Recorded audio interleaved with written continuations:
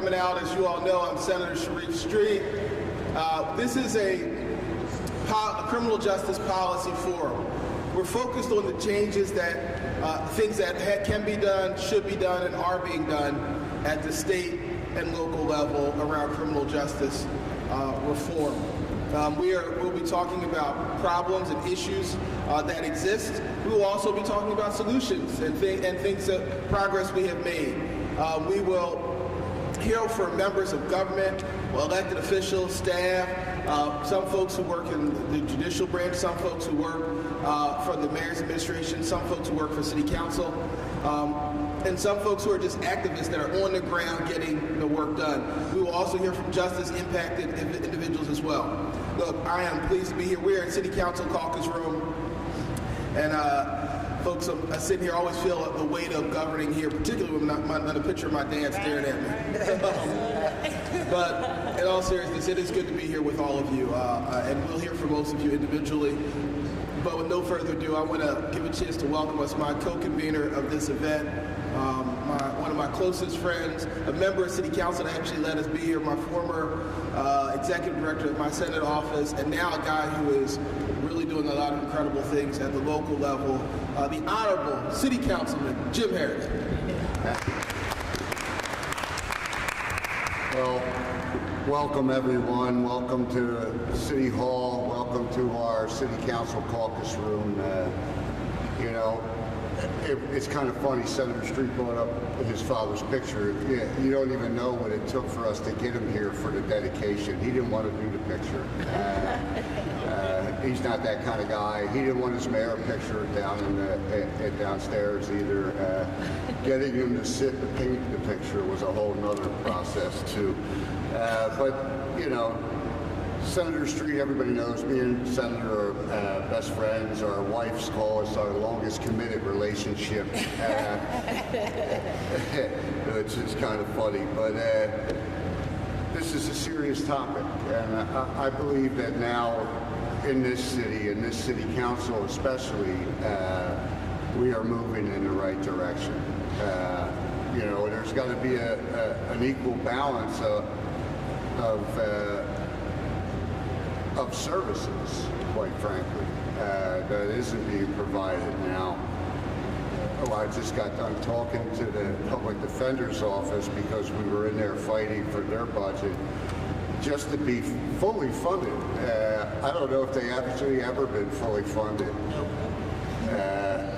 We did make some big wins though, right? So we're getting it together, and we made some other big wins. We got, everybody knows I'm a big supporter of art therapy in the prisons and in our rehabilitation ecosystem that we're building, our wellness ecosystem. So we were able to get money put into that, $500,000 for Jane Golden and Mural Arts to get started with their restorative justice stuff. So while we're making some baby steps, we're making a lot of them, and I believe that things are actually getting better here in the city of Philadelphia. The work that the PD's office, I can't even say how underappreciated they are.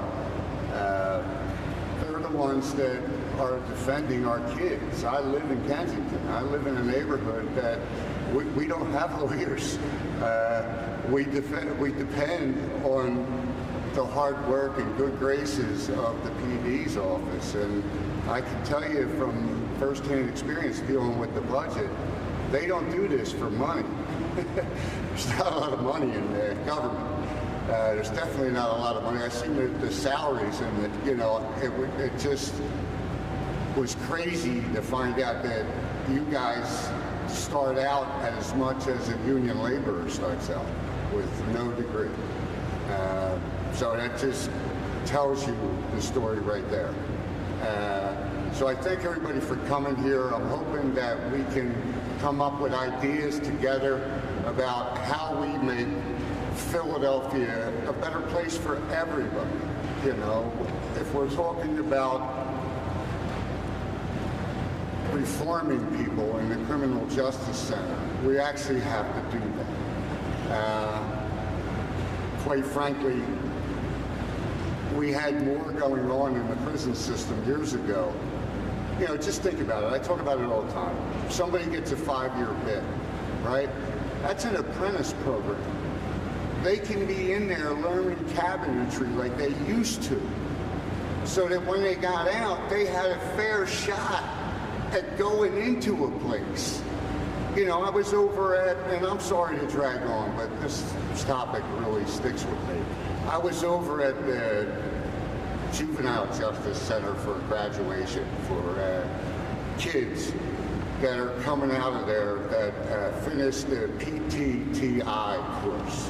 So on Girard Avenue used to be the Berea Institute.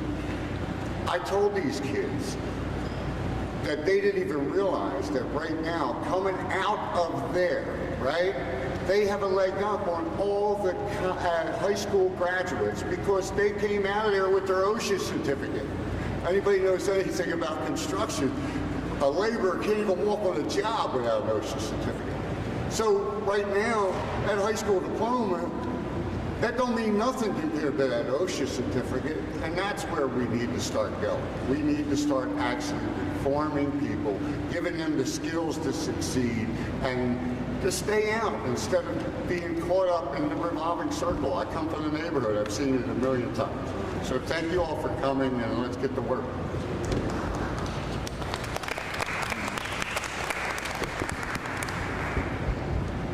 So now, I guess the first panel is, oh no, before that we have executive remarks from the Executive Director for the Office of Reentry Partnerships, the Honorable Assata Thomas. Glad I got my glasses. Good to see you. Thank you, Senator. Always a pleasure to work with you, and thank you to you and Councilmember Jim Harity for having me here today. Again, my name is Assata Thomas. I am the Executive Director for the Office of Reentry Partnerships. It is our duty and goal to set the bar for reentry here in the city of Philadelphia. And I could say for certain, our office is doing things that have never been done before in the history of this office under the several iterations that have existed under the leadership now of Mayor Parker, and I am so proud. Some of those initiatives are Barbering Academy for juveniles, restorative circles, CDL-A transportation, art therapy behind the walls, Councilman, that you spoke of. Our newest RFPs include phlebotomy, box truck training, entrepreneurial, and on and on. I am excited to build out and have viable workforce options for people who have been impacted. But if you talk to me for more than 5 minutes, you will always hear me say that reentry starts pre-release. You cannot expect a person who has been impacted to come home and day one get a job, get a job, get a job. It does not work that way. And so I'm so pleased to have pre-release initiatives behind the walls at PDP, SCI Chester, and we are building our way out. We understand that reentry starts at pre-release. I am also excited that with this administration and with the partnership of Senator Street, reentry is becoming a part of the discourse of violence prevention. We understand clearly that reentry is part of the cycle of violence prevention and the part that my office plays in preventing violence. Not only is ORP dedicated to empowering those who are justice impacted, but we are dedicated to criminal justice reform and instilling restorative justice principles and equity in the work that we do. Drawing from my graduate studies in restorative justice at Vermont Law and Graduate School, I've come to deeply value how this approach centers the humanity of all parties involved. It creates space for those who have caused harm to take responsibility in meaningful ways while giving those harmed a voice and a role in shaping the outcome. By prioritizing restoration over retribution, restorative justice challenges the systemic inequalities embedded in the legal system and offers a path toward more just, inclusive, and healing responses to conflict and crime. It is not a replacement for justice. It is more a complete form of it. To do so, we continue to engage in a host of activities, as I mentioned earlier, to ensure justice-impacted individuals have access to support behind the walls and after release, that their voices remain heard. We cannot do this, though, without the help of community stakeholders and organizers, including the many members and organizations that are part of the Philadelphia Reentry Coalition, and of course, all of you here, I'm preaching to the choir. I encourage everyone to take something away from today's panel discussions and turn dialogue into action. As I tell my staff every week, I'm not going to talk about it, we're going to be about it. Thank you all.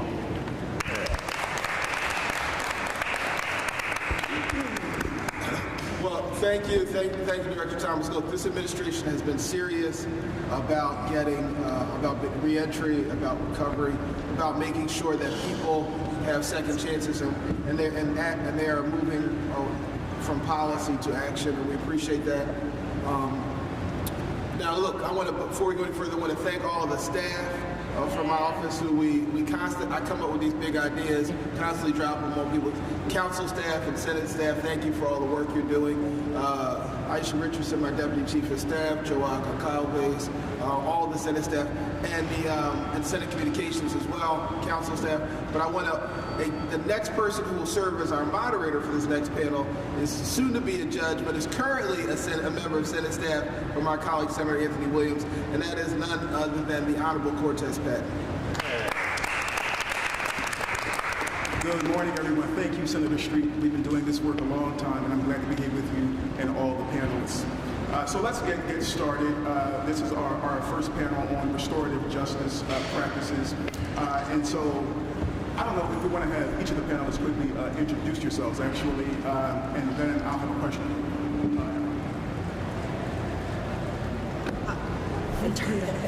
Good morning. My name is Jody Dodd, and I am the Restorative Justice Facilitator for the Philadelphia District Attorney's Office, and I'll speak more about what we're doing with restorative justice.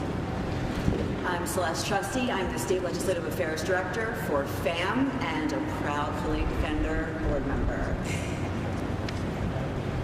Asada Thomas, Executive Director for the Office of Reentry Partnerships.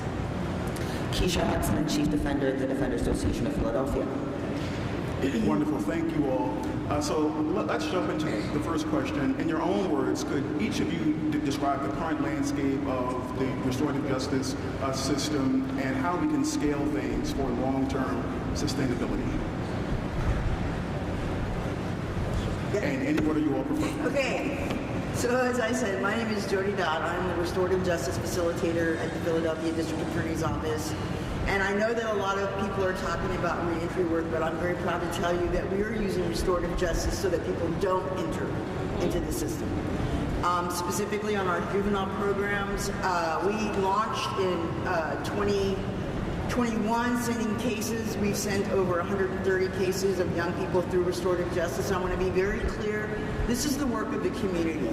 My office specifically and only sends cases, along with Keisha Hudson's public defenders who recommend cases, but this is the work of the community. So my job is as a system partner to the community, because they're taking these cases, they're taking them through a restorative circle, a restorative justice process, which, as you mentioned, requires that the person that's been harmed and the person that's caused that harm are able to go through a restorative circle. They talk about what happened, how it impacted them, and what does the person harmed need to be able to get it right. They come up with a plan. All of this happens in a restorative justice community process. It is considered confidential. Nothing is shared with the DA's office about what happened in that circle, only that this thing happened and that it's been completed. And once that occurs and once it's completed, then the charges are either withdrawn if charges have been done on the adult side, or on the juvenile side, it never goes into the system. So you have young people. I want to just say briefly, we ran the data over 3 years. Over 130 young people have gone into this process. We work with 2 community partners, Healing Futures, a youth art self-empowerment project, and Collective Climb. Of those 130 young people who've gone through this process, only 2 have had any further contact with law enforcement. versus 66% of young people who go through the criminal system. On the adult side, we were a part of the George Floyd uprising resolution using restorative justice, looking at those cases going back, people charged with robbery, arson, etc., that went through that. 61% of people charged with those things over the same period of time that have gone through the criminal system have further contact, have there is recidivism. The people that went through restorative justice without the wraparound supports that are required, that we now have in place for our programs, 24% of them had any further contact with law enforcement. So what I want to say about restorative, people use the term very broadly. There's restorative practices and then there's restorative justice. Restorative justice is a process, it's very specific. We are a part of a cohort of 15 jurisdictions around the country. We were partnered with Impact Justice, who did the training for the folks doing this work in Philadelphia, who helped us work on this specific model. This work did not exist before Larry Krasner became the DA. It is now the work of the DA's office and the Public Defender's Office. We are currently collaborating with the Public Defender's Office to systematize the adult cases so that we can identify them at the earliest possible point of entry. Judge Simmons has said she's very open and willing to help us set up a restorative justice courtroom if we need that, so that we can then review cases automatically with the Public Defender's Office, collaboratively with the community. And this, again, I want to stress, this is the work of the community. This is not our work. It is their work. And so when you want to know what do we need to do to expand this work, you need to fund the community. So Restorative Cities Initiative, Collective Climb, Healing Futures, they need the funding to be able to do the work. And I also want to say that these cases that are going through, we're not doing this for first time, no prior misdemeanors. We're taking felony cases, aggravated assault, robbery, burglary, car theft into these cases because the data shows us that it's much more effective, that if you take more serious charges in. My prohibition from Larry is I can't take gun cases in, but I'll tell you right now, if he gave me the green light, I would take gun cases in, because in jurisdictions across the country where they are taking gun cases, they're having very good outcomes. So that's in a short nutshell of what I'm doing, and I thank you for letting me speak to you. I just want to hop in here. Thank you, Jody. I think one thing that people do not understand about the Public Defender's Office is that we often only come in play after an arrest. So there is a vast majority of the system that we don't see. And so we are honored to be able to work with the District Attorney's Office on a limited basis. We're hoping to expand the population on restorative justice, particularly for youth. We're pre-petition. We're doing that work now, so before a petition is filed on our youth, we're able to refer for pre-petition diversion, which if you're comparing to adults, would be pre-arrest, right? So we're diverting them before they come into the system. I hope everyone takes the opportunity to read the articles by Samantha Melamed of The Inquirer. She had one yesterday on GPS and electronic monitoring. There's a lot we still have to do for our youth in Philadelphia.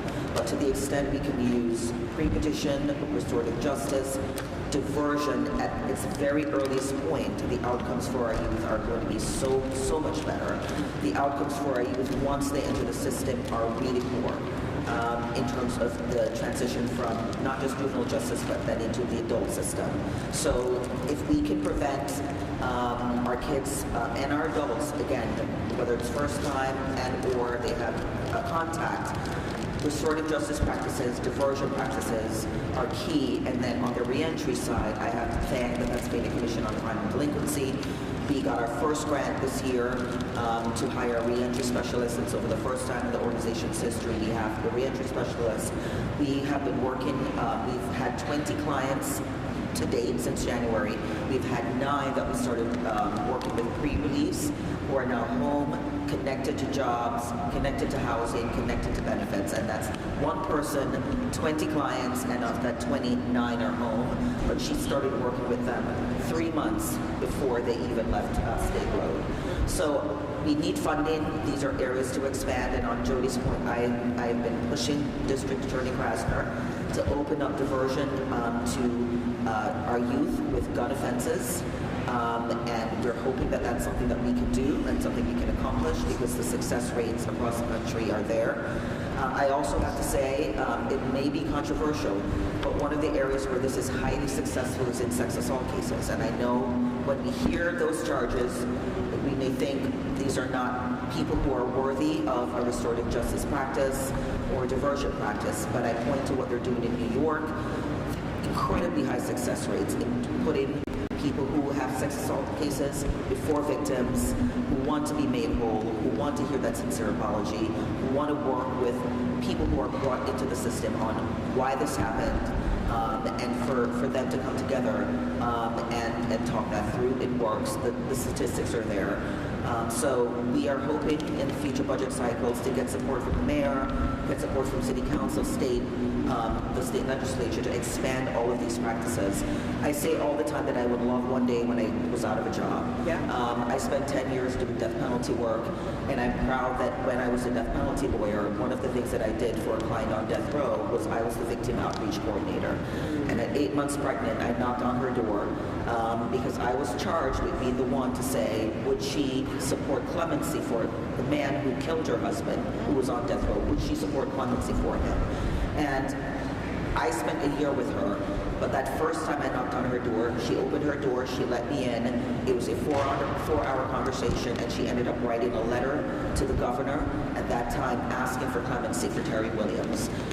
So in cases even involving someone who shot and killed your husband, where you don't think that person's going to have mercy and compassion, she did. And she wrote a letter to the governor and asked the board for clemency for Terry Williams. She had forgiven him, and a lot of the people who come into the system who are victims feel that way, and they want the opportunity to talk to, face, and forgive the people who may or may not have hurt them in the first place. And I would love to see us expand opportunities to do that. We're working on that with war. So I'm already crying, Keisha. Thank you. Usually it takes a little bit longer, but thank you for saying Terry's name. Terry's a really good friend of mine. He's a really good friend of mine, and his death sentence was actually overturned on my daughter's birthday back in 2012, and I brought my daughter and a whole bunch of, I think it was her 12th birthday, 12-year-olds into the courtroom to watch Terry's death sentence be overturned. And he's actually in court right now. I was at his hearing on Tuesday, and I got to see him. And I just want to thank you for saying his name. Now let me get myself together. I apologize for that. Hey! Sorry. So I'm Celeste, and I usually cry later in these things, but I work on state policy, which is a really interesting thing because I don't get to talk to city council folks very much or talk about city issues, but I think this is a really, really important topic to talk about how we can apply restorative justice to state policy and why it matters so much. So a lot of the work FAM does, what I do specifically, is talk about release policy, right? How do people get second chances? How can we turn around this absolutely awful machine that Pennsylvania continues to fund over and over that just churns people into the system without letting them out? One of the biggest things that we see every single time we put forth a bill, we talk about a bill, is people will say, what about the victims? The victims don't want this. And we actually know that's not the case for everyone. There are so many victims who do not want to see that person who harmed them die in prison or suffer forever or to spend their tax dollars, right, making sure that person never gets to see the light of day again or never gets a chance to return to their family. And, you know, I myself am a victim of some pretty terrible crimes, and I feel that being made whole is a better form of healing than pure retribution. I know that I'm not the only one who feels that way. I also know there are other victims who have been harmed who feel very differently than me, right? But these practices that Jody's talking about, that Keisha's talking about, are the types of things that overall can really minimize the impact of that argument that stops so much of our legislation from going forward, right? It's so many people from law enforcement, right, from DA's offices outside of Philadelphia who are showing up testifying to the complete opposite of what we are testifying to. And we know exactly what they're going to say. They will say truth in sentencing, the victims were told this person would die in prison and that's what they still want. But so often, those people who were harmed don't even realize those people are still in prison, right? What happens is, because our system is not about restorative justice, it's about retribution, people get convicted, that's it, and then so often victims are forgotten about, right? So then 30, 40 years later, when people come to them asking for clemency support or support for release, it's a shock, right? People are like, wait a minute, nobody's come to me before. When I served as the Secretary of the Board of Pardons, can I tell you how many people are still incarcerated simply because of a victim's opinion? Where they had people who were supportive, the people who work with them every single day, who oversee them every single day, who say these people don't need to be here anymore. But a victim can say one thing and it completely undoes and undermines every other piece of information about that individual. And so I want to thank everybody who does this restorative justice practice, specifically the people who are impacted and do the work inside the prisons, because that's so important, because people so often in power who are writing these laws forget about the importance of the voices of the people who are doing this work inside. They minimize it, they say it doesn't matter, but they're doing that without hope of release, right? They're doing that work with no direct tangible benefit other than they feel the innate need to help repair the harm they've caused, right? So this is such an important thing that really will help, the community aspect, the victim aspect, but also the second chance legislation, the clemency, the commutation, right? I thank you for going and asking the victim of that awful situation to help support Terry, because he deserves support. He's not the same person he was 40 years ago, right? And so there are so many things that I think are beneficial that need to be brought into the public sphere, right? So much more about restorative justice. There are people who are harmed in communities that don't end up in the system, right? Things that are problematic that need to be addressed, and it doesn't always need to be addressed with incarceration, right? And so, again, thank you for everybody who does this work, because it really is helping change the discourse about second chances at the state level. And so I really hope to see this continue so that we don't see as many victim opposition statements or law enforcement or DA statements saying, well, the victims don't want this, because that's not the truth. One thing just to throw out there that popped in my head, I want to acknowledge my colleague, your chance, Representative Dorisha Parker, Vice Chair of the Black Caucus, let her say words. But then after that, I think, Chief Hudson, thank you for bringing up the fact that in many cases, victims will embrace the idea of restorative justice. The other thing that we talk about, the community of victims and the community of perpetrators, as if there's two separate groups of people, but in most cases we know that the people who are the family members of people who are victims are also the family members of perpetrators. I will say I am a dual family member of both victims and perpetrators at almost every level of crime. And that's because I'm in North Philadelphia, and that's somewhat normal. So just after Representative Parker says a couple words, if you all can maybe talk about what you've seen in terms of where people are sort of dual, both family members of victims and family members of assailants. I know I'm the shorty. Good morning, everybody, and hope you're doing well. And if you're not, this is the place for you to be restored, healed, and hear some truth serum. I know as I sit beside my brother, and a lot of Muslims are going to be celebrating some religious things today, just understand that as we're talking about that, we are literally in a spiritual warfare, and not just in a spiritual warfare, we are in a parent and guardian warfare. And I say that with true sincerity. The reason why I was late, because I was on the phone with a principal who was really urging everybody to do something. Because when we're asking these individuals to educate, and then they have to defend because a parent is coming in with her boyfriend to confront a principal or to confront a teacher or to gang. We are in some times of crack babies, and it's spilling out on these streets, and people don't even know that this is what is happening. So before it comes into our offices, so the law side, it needs to be in a holistic perspective. We need our police, our judges, our legislators, and people in our local officials all to be in one room to making this sense. Because once it gets on our desk into the law by the governor, that's it. And it's just for the judges to carry out.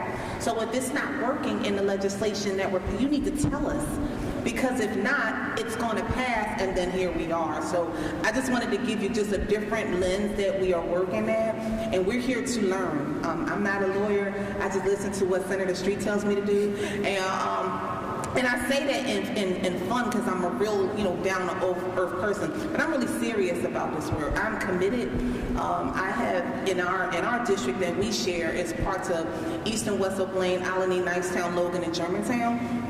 We have the 14th, the 35th, and the 39th police districts. So when I share with you that I'm in this work and I'm committed, another part of my work is the fact that this year I'm not introducing any gun bills.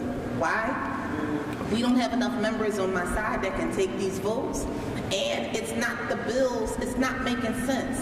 So I can't pull that emotion out of a victim when they want to see their baby because they're not coming home. But I'm senseless in this work to understand. I'm sensitive to your needs. And if you want something instant, I defer to city council because it's less of them to get your immediate results. When it comes to us, it has to be a long, holistic approach. And if we're not put into play the parental side, and the guardianship side of it, because they need help. They need help, and we got to help them. But when it comes on our lens, we got the crazy criminals and chiefs side that we deal with, and they're going to put egregious things that take a parent and guardian out the whole home, and we can't have that. So I'm done. I just want to say I'm here to support y'all, and at the end of the day, if y'all can give somebody that you don't know, because I know everybody coded up a pound of love something, because we need to show that again, that there is still love in these rooms and when we're making these decisions. Thank you.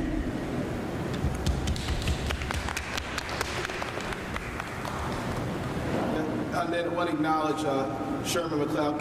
Councilman Harity did almost his whole intro about PTTI and the work that you guys are doing. So I want to acknowledge him. And then, of course, who's now employee of the Office of Reentry Partners, but was for years worked for me, Desmond McKinson. I want to acknowledge him as well.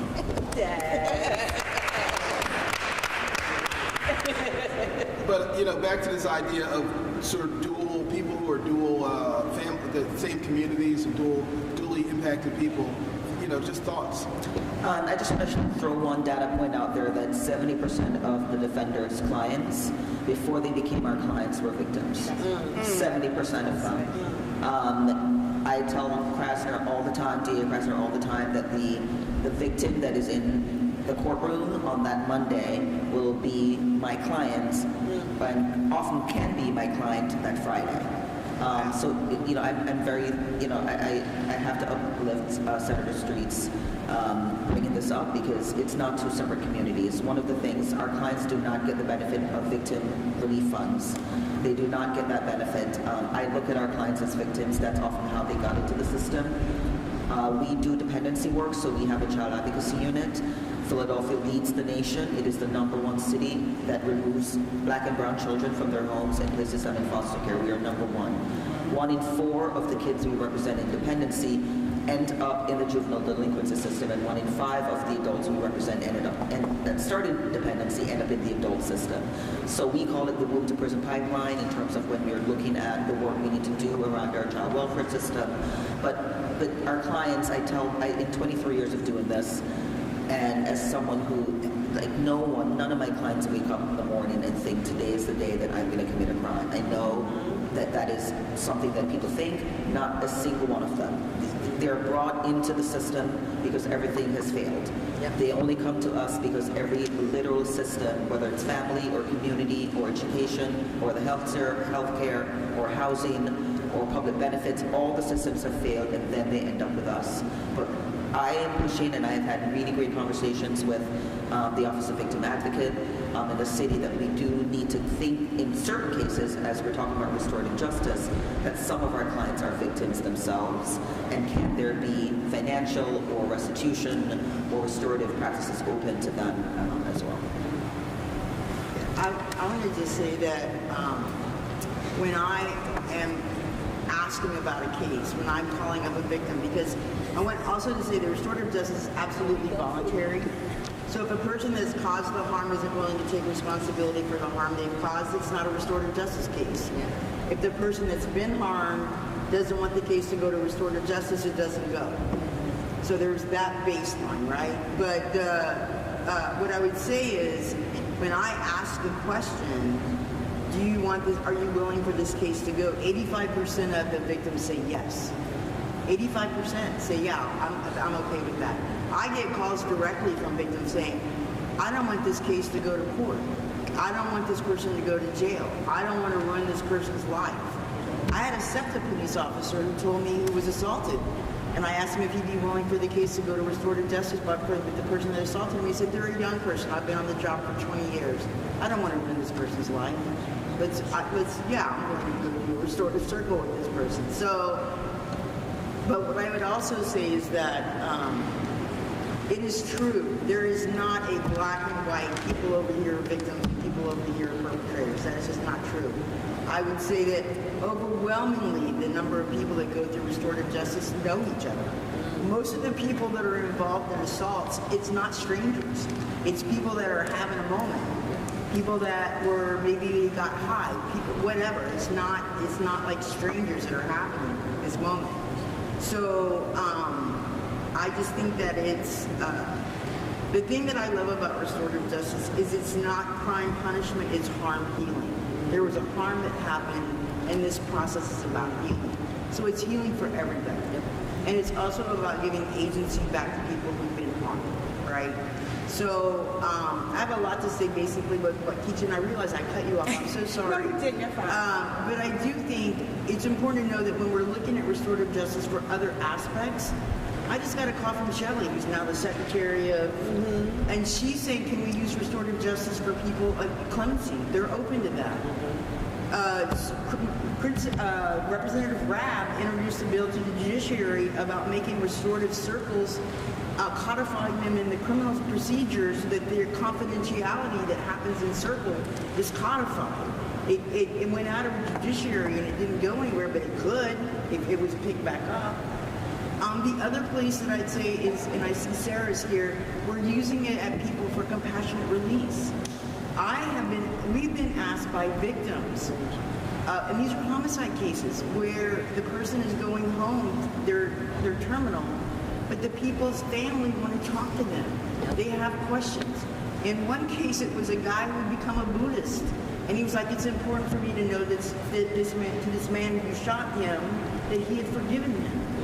So it is about people's healing. It is about the healing of the city of Philadelphia. And I want to stress, restorative circles can be done by anybody. You don't have to be a professional. You can be community-based, and the people in the community are getting the training to do this in their neighborhoods, in their communities. And it's about our healing together to deal, because we have collective trauma in this city. We need the collective healing together. And I'm sorry for cutting you off. That's okay. I'll be brief. I want to underscore what the senator said as well as Chief Defender. It is one community. There is no separation. It's one community.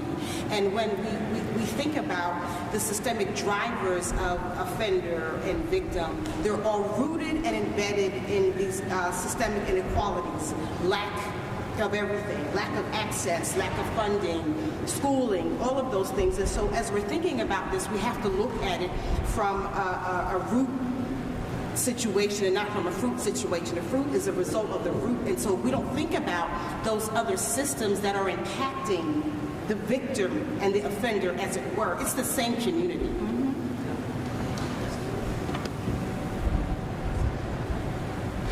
I just want to explore for just another moment the intersection of poverty, of education, of interaction with law enforcement, but also opportunity for folks who are living in Philadelphia who experience the criminal system. I want us to talk a little bit about why this restorative work is so important, given the underpinning of all those social issues. Because I don't want it to be lost on anyone. When we say that these communities are not distinct, we're all living here, we're all experiencing the same challenges. And so if we could just explore that for just a moment, I think that would be helpful. You know, when we think about who causes harm, generally, it's people who are younger, right? It's also people, right, we have brain development science that shows we do not understand what we're doing until we're 25, 26. Sometimes, you know, people will mature faster, sometimes people won't. So if your brain isn't as developed as it needs to be in order to understand the full consequence, right? This is where restorative justice, I think, is so important, right? So many young people don't understand the impact of the harm that they've caused. If you've only been alive 18, 19 years, how can you even begin to understand and internalize what it's going to be like to be sentenced to the rest of your life in prison, or the fact that you've taken someone's life?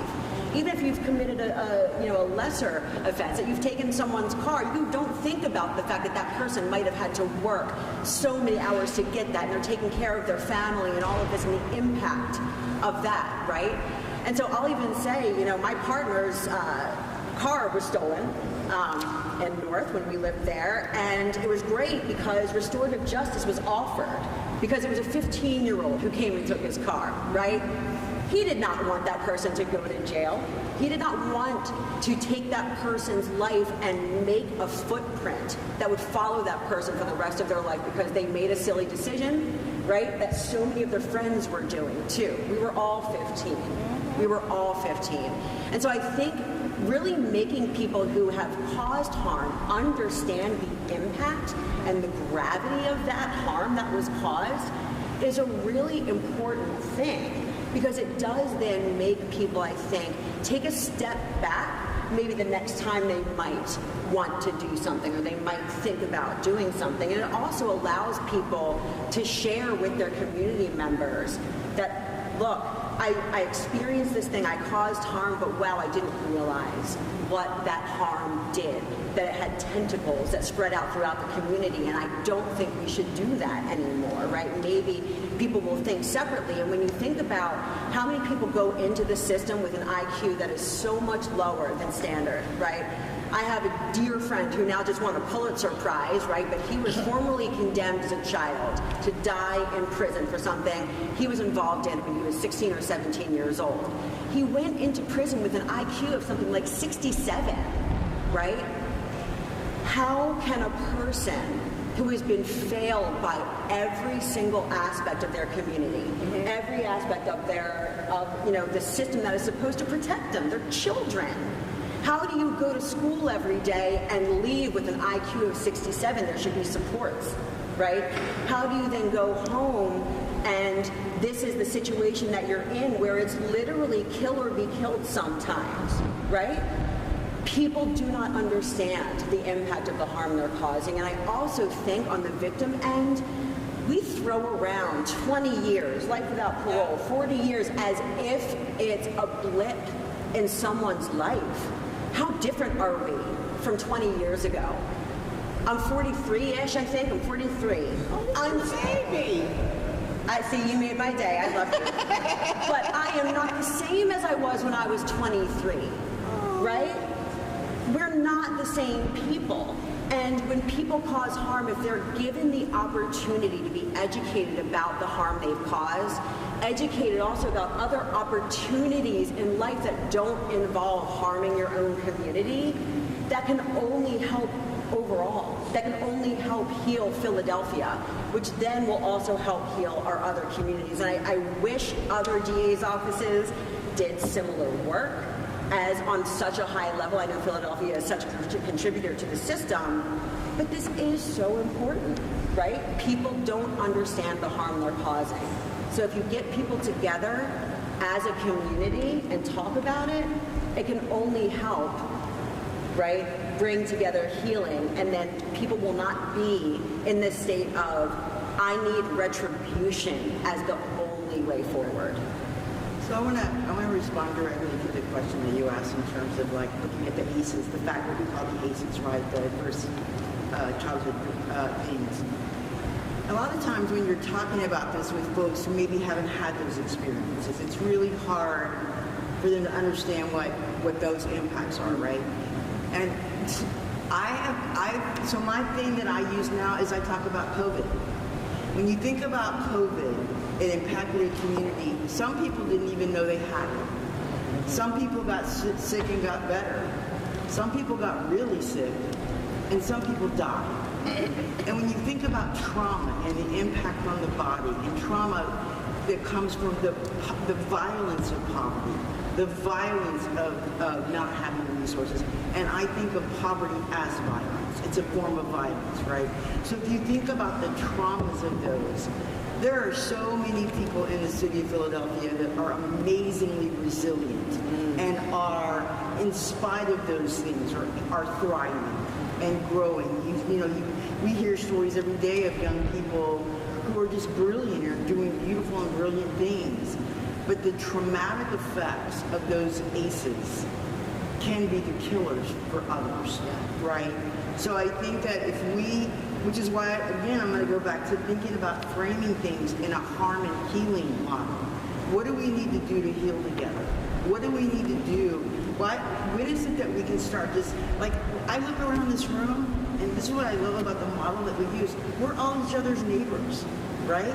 Like, I work for the DA's office, but I live in South Philly, and my neighbors, right? Like, we're neighbors. If we think of each other as each other's neighbors, and that we're one community together, what do we need to do together to take care of each other?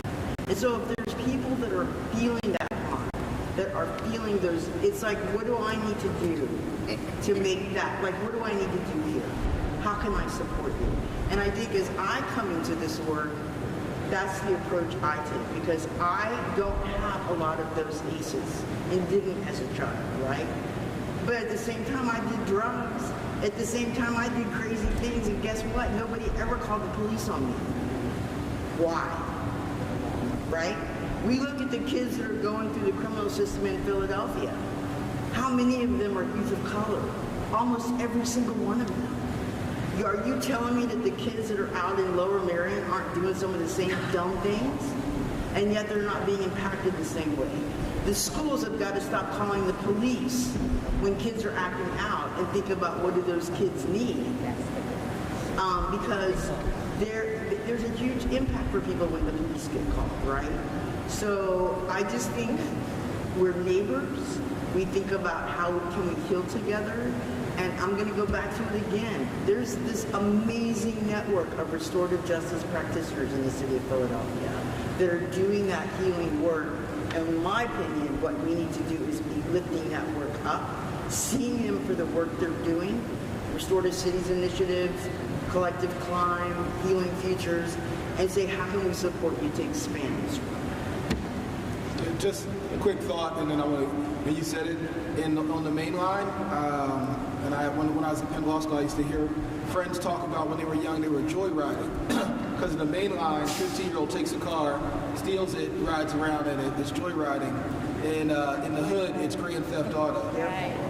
It's the same actions by people the same age, just to your point. I'm not going to give a history lesson because I think we all know why we are where we are in the city of Philadelphia, that it is by design, right? And slavery ended and we had Reconstruction. And then we had systems were literally legislated, including redlining. And we take a look at the most, what we term most violent blocks in Philadelphia, and when you outline the neighborhoods that were redlined and disinvested, and where we put the highways, and where we put the factories, and you put that map of the red line districts of the most violent places in Philadelphia, they match up almost perfectly. And so, as a public defender, I always get incredibly offended when people are like, well, how did we get here? Why are we going through this? Why is this block or this neighborhood of Philadelphia like this? And I said, well, it's been like that since post-slavery, but in the 1930s, you actually had legislation that said banks are not going to lend money to people for homes, for businesses, for anything. There's not going to be any investment. That's where we're going to put the highway. That's where we're going to have the factories where now are leading to environmental racism. One of the things as a death penalty practitioner was I would look for my clients where they lived, and then I would realize when I got a neurologist that our clients had lead poisoning from growing up in certain homes, and that led and contributed to their behavior, which led to them being on death row. And when we talk about root causes, we have to go back generations. It's multi-generational. There is a program called the Geneogram that we use in death penalty practice that maps out 3 generations of trauma, poverty, and system failure. And for every one of my clients that I represented where we did that Geneogram, they're red dots, right? And those red dots went back to your great-grandfather and your grandfather and then your father and then you. And so all of these they're multi-generational, they're really deep roots that go back many, many, many generations. But we're here because it was designed this way, it was legislated this way, there were policies in place to get us to where we are today with our youth. And that child that comes into the system is go back 2 or 3 generations and you can map out, well, this is how you got here. I actually did my graduate research on a very similar topic, and when you look at where the projects are in Philly, when you look at the fact that we've got lead water lines everywhere, right? There's lead in schools. We've got, lead was not banned from gasoline up until so you've got lead being spewed into areas that are deeply concentrated in poverty, where kids are out there digging in the dirt, putting their hands in their mouths. You live in housing projects, often they just give you a pamphlet letting you know that there could be lead here, right? But we're released from liability because we gave you this pamphlet. And kids are out there chewing on stuff and all of that, and then we will sit there and blame those children for doing something wrong when we know the environmental racism that was intentional, right, is baked into people, and then we will sit there and blame them instead of helping people. We're sitting there and saying it's actually our fault that we did this, and I think this is the point of these intersections of poverty and just deep-seated racism from generations and generations ago, and we're sitting here in this room, right, where laws are made, and we've got people who make laws at the city level, the state level, and unfortunately, we're in the middle of trying to undo so many of those things that were done intentionally, right, to keep black and brown people in prison, in the system, right? And we never do enough to sit there and say, and do a reflection, look at the mirror, and say, we have enough money, right, to keep you incarcerated, but we don't have enough money to invest in schools. We don't have enough money. You are not worth the investment until you're incarcerated, is what we're telling our children. Yeah. When kids wake up and they don't have breakfast, I mean, yes, now we get free breakfast in schools, which is wonderful, but like when kids wake up and they don't have security, they don't know where their meals are coming from. They know they don't have, access to school books. There's not a nurse in their school, right? We're not going to be able to give people housing or access to good paying jobs. We can't afford to raise the minimum wage for people to be able to take care of their families, but we got billions of dollars every single year to keep you incarcerated. And that's when you're worth the investment, right? You can go into the communities that are most directly impacted by these things that we're talking about today, And I guarantee you ask those children in that neighborhood what their hopes and dreams are, and it's not to be in prison, right? It's not to be in prison. But we don't give people in those neighborhoods, in those communities, enough support to say, you can be whatever you want to be, and your zip code doesn't determine, right, what you're able to be. But we already know that it's baked into sentencing where you live, right? You've got different enhancements and different ways of showing how criminal you are based on where you live. It's not a child's fault that they were born into a certain zip code. But we just sit back and say, that's okay. We don't want to invest in you until you do something wrong, and then we've got unlimited resources to make sure we keep you there. I love the fact that she said unlimited resources. It's true. Actually, we don't. Let me just be the bearer of bad news. I love the fact that you said one of the things that's interesting is when we go back to voting, and he's talking about historic what happened. I just remember our ancestors, what they did and what it meant with voting and how long they stood in these lines.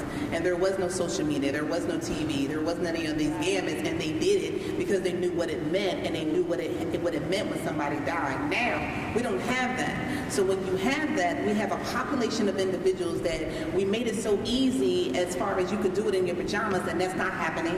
And the fact that you now have a criminal in chief that has taken all the things away that you're talking about, because what happens was African Americans are extremely intelligent because we are the first black this, the first black this, the first LGBT this. So he got tired of hearing that black people are winning off of what the government owed to them. So he did everything he could systemically and had the judges, certain people, to change it to benefit his white billionaire friends. So if we're going to call it out, we got to really say what it is. So when we're now new, when it was a surplus because we were winning, they're doing everything to erase it. So then it goes back to the three branches of government that we're talking about. So I hear you, sis, but I got to push back in a moment like this and remind people that they're so fearful of black people's excellence. They're so fearful of black people being smart. They're so fearful of me looking across the aisle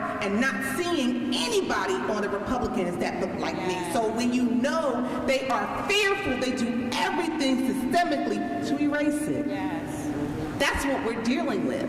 And they benefit off of the word poverty because they can put out a study that costs billions. They can put out a commission. They can put out a task force. They can put out all of those 4 layers and damn thing don't get done. That's what I try to tell people. Watch the story that they are pushing in our brains. And we have to let people know it's okay for you to be successful. You don't have to look like your neighborhood. You don't have to look like any of that. But do you want to change?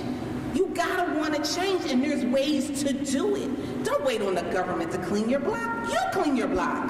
Don't wait for the government to do certain things. You can do it. When people are saying they're not educated, but you could tell me when Beyonce had a concert. You could tell me what everybody in this industry right now across this Commonwealth, but across the country spent more money on hats, cowboy boots, all of these accessories you could have put into a program. So for me, when people keep saying it's limited, nah. You're selectively spending what you want to spend money on that moment to feel good. Then after cowboy car billionaire moment is over, you going back to your hood. So for me and mine, this is bigger than a movement. It's got to be a moment that you want to change it all the way along. So for me, I tell the Senate all the time, don't celebrate me in February for Black Historic. I'm historic every single day. Thank you.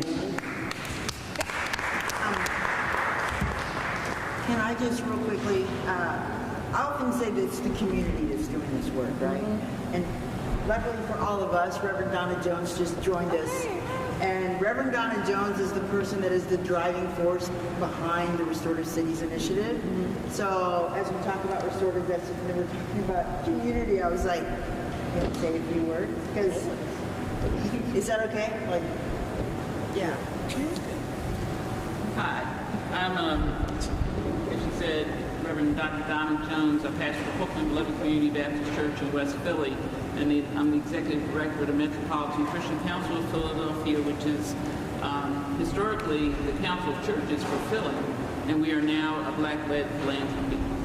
And we began to catalyze the Restorative Cities movement right around the time of COVID, when the city had a challenge with the number of folk going through the court systems following the civil unrest in the wake of George Floyd's murder. And one of the questions that was asked as we were in conversation about how to handle all of these folk coming through, needing to resolve these conflicts, many of which were felonies. Can the community handle it? Because at that point, the courts and everybody else was backed up because of COVID. The community said yes. We've been organizing and doing public education in neighborhoods, at churches, any place we could, about restorative justice and restorative practice. And what we found and what the data show that Jody has is that our work demonstrated a 36% greater reduction in recidivism than the work of just the ordinary court system. It showed what community does when community has opportunity to resolve issues on their own with support and with the help of restorative justice tools. Right now in Philadelphia, the School District of Philadelphia uses RJ. DHS uses RJ. There are many professionals using RJ. But what we've been doing is getting out with everybody, both professional and the woman on the porch, or the man around the corner, or the business owner, to train on RJ. Because that way, if the school district calls, people know what they're talking about. And people know that RJ has been of benefit to 91%, the last statistic I looked at, of people who are victims. Since that time, we've provided restorative justice conferencing and healing circles with the DA's office and with the community, with people who are accused of felonies and others. So far, with our own funding, we have funded this, and it's been very successful. So the importance of including RJ as a community-based response, it teaches everybody what we ourselves can do. The police department can work on those things we can, but we can work on those things we can. And a lot of situations that wind up in the district attorney's office, we have found can be resolved in community and in families, because most people know each other.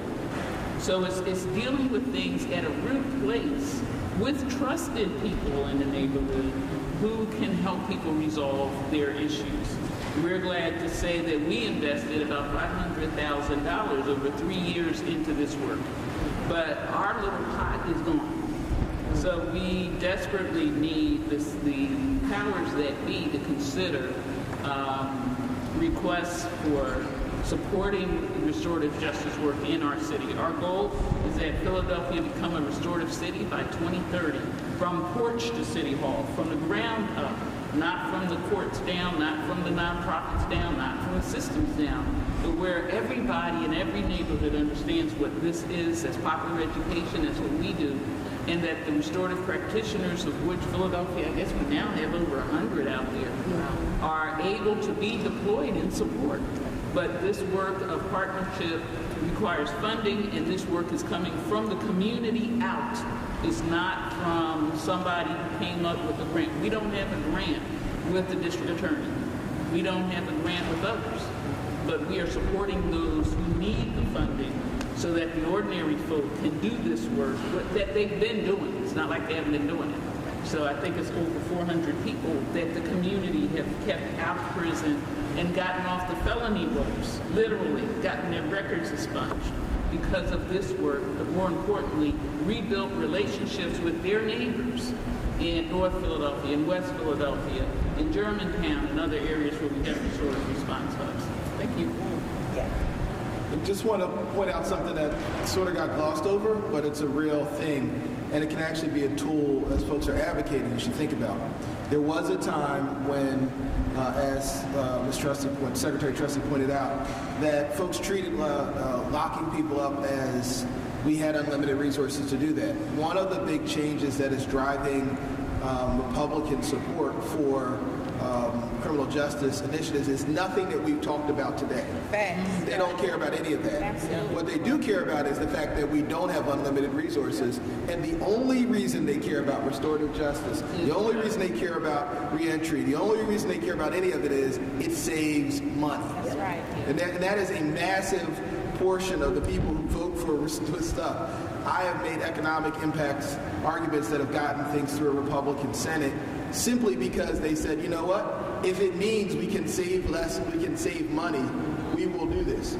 On the other hand, they would equally have no moral. It's not a moral thing for them. They would equally spend more money locking people up if they thought that would save money. They just want to save money. So the scarcity of resource issue, which is a thing that has become real in the legislature, is an argument we shouldn't forget about. The fact of the matter is, it is the morally right thing to do, as we've been talking about. It's also economically right. It also saves money. Sometimes investing, it is cheaper to stop a kid from eating lead than locking them up for 30 years. That's an argument that I have colleagues that will say, you know what, I want to do that, not because I care about the kid's intelligence or quality of life, because it can save me $15. Yep. And that sounds horrible, but in a place that is unlike City Hall in Harrisburg, we need to get those people's votes if we ever are going to impact any of this.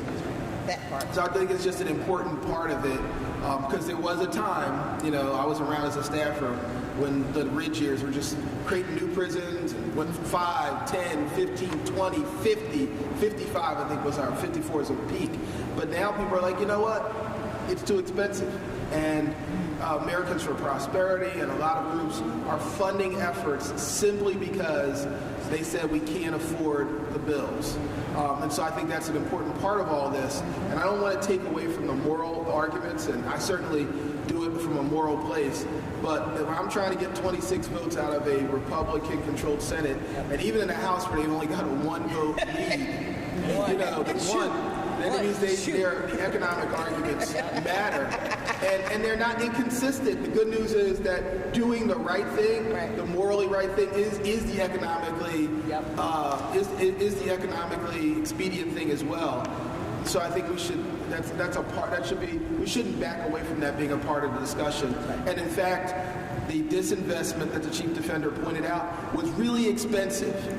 The disinvestment that we did in the 60s and the 70s, the redlining where they thought they were saving money, was almost broke the government in the 80s and 90s and 2000s. It almost broke it.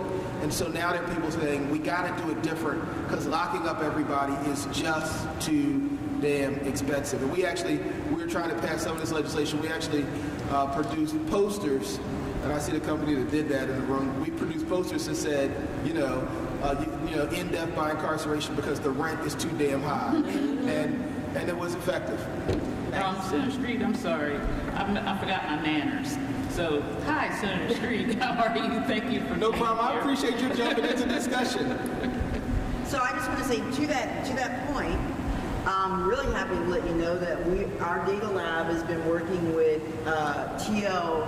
Hill, Professor Hill at Temple University, because in restorative justice, we've been looking at a lot of the economic impacts, but we've had numbers that were from out of state, or they're maybe 10 years old.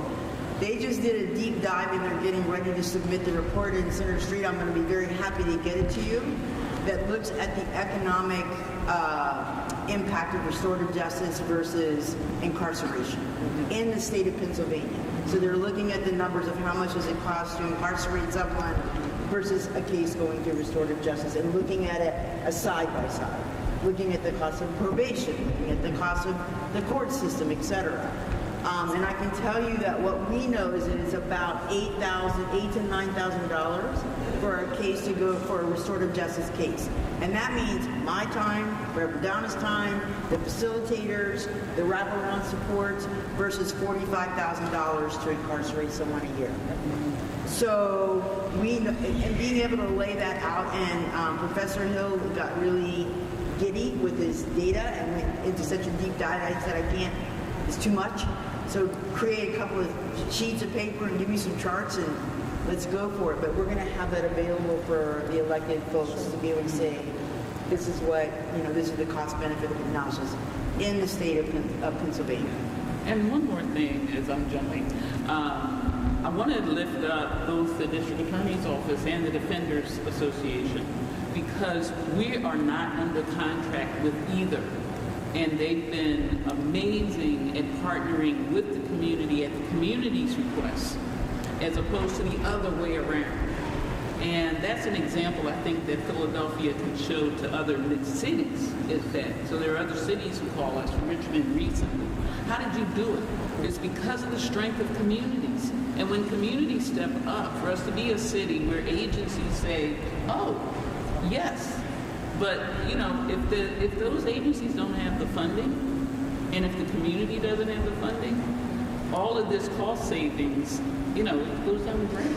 Yeah. But I did want to give a shout out to the DA and to the DA's office and to the defenders for them responding to the community in such a wonderful way, in such a way that we still own what we're doing, and it didn't get co-opted. It is wild, though, that Pennsylvania's state prison budget is like $4 billion. The request is, I think it's $4.1 billion this year, and it's budget time, so I'm sure this is traumatic for the folks sitting next to me right now because of everything having to go on with the budget, but it really is crazy that we can sit here and say we don't have enough funding for things that will actually save us money, restore communities, right? Keep families together as opposed to separate, keep people out of the system so that it doesn't impact the rest of their lives. But we have $4 billion this year to put into the state prisons. So it's like, it blows my mind, right? That you said, okay, in the last 3 years, you all poured $500,000, which is a drop in the bucket, right, compared to what we do every single year. And to Senator Street's point, which is, I think, such a valid point, when you look at the budget hearings for the Department of Corrections, the biggest question asked of the Republicans on that committee will be, what's up with all this money you're spending?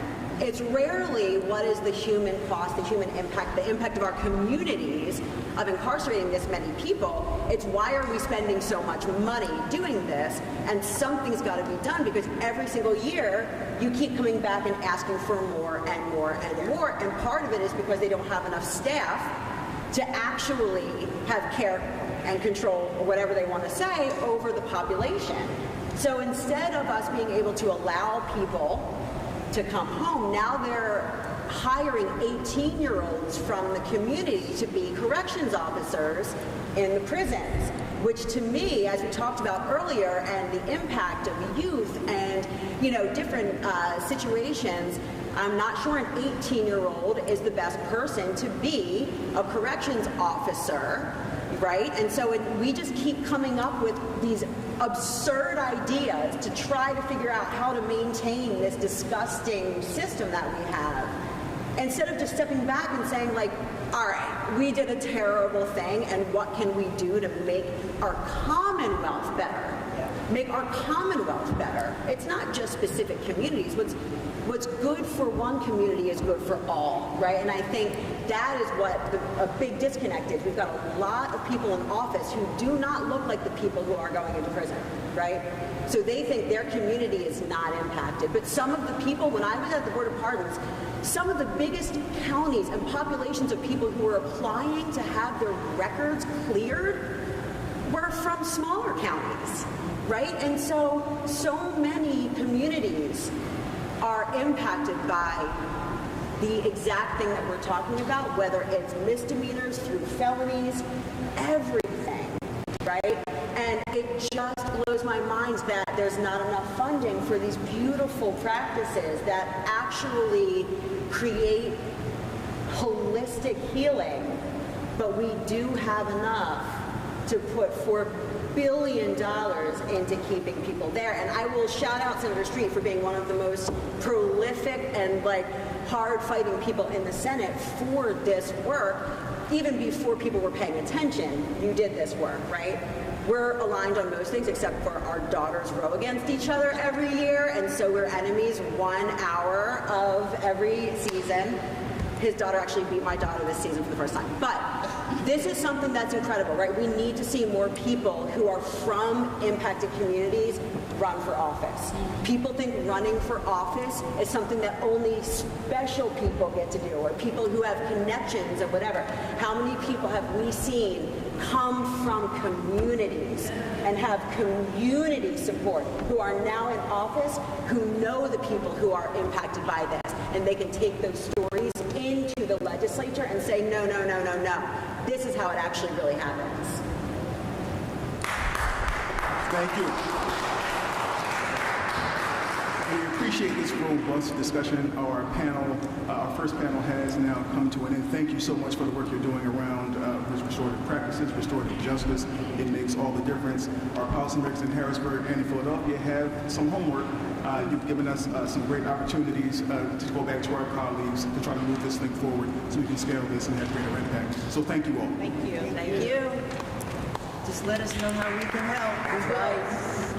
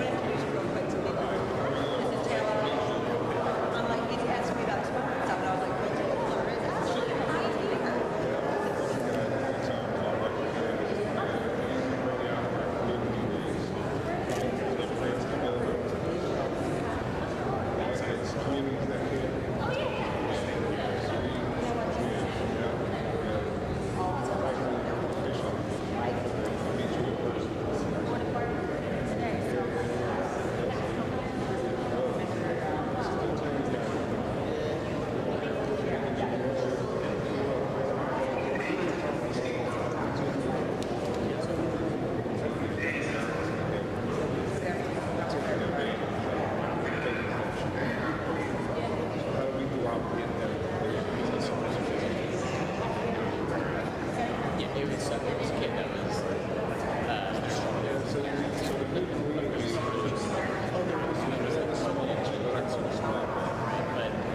but between all of these different steps, right, he gets to driver's license, and then they remain registered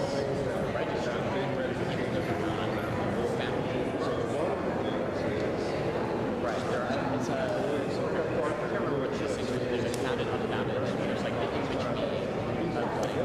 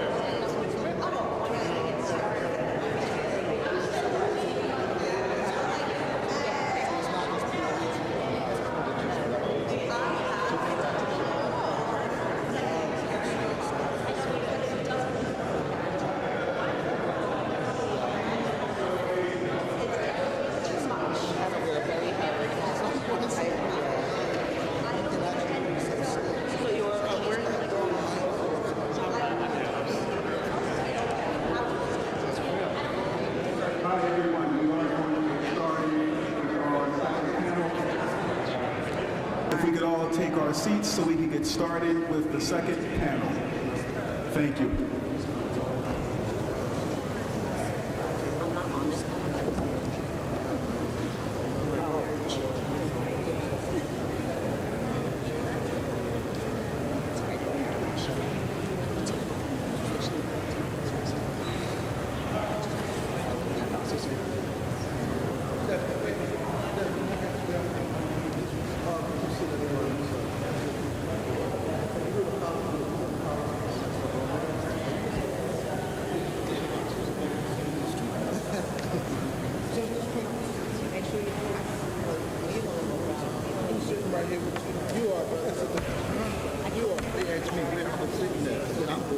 Senator Street over there, sitting over there by Senator Street.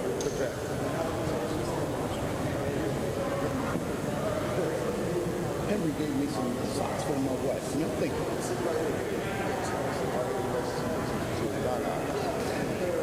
hope you got some deodorant. No, I don't use deodorant.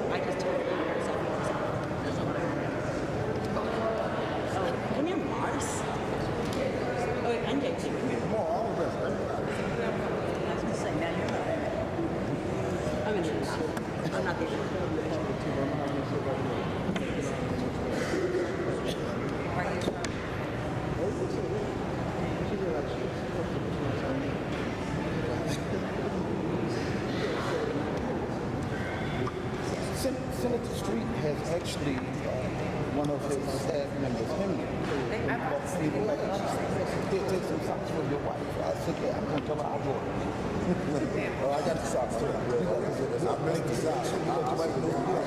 We ain't got a while. I brought you some socks home. That's all you got to say. That's adequate. I brought you some socks home. There you go. That's a true statement. Yeah.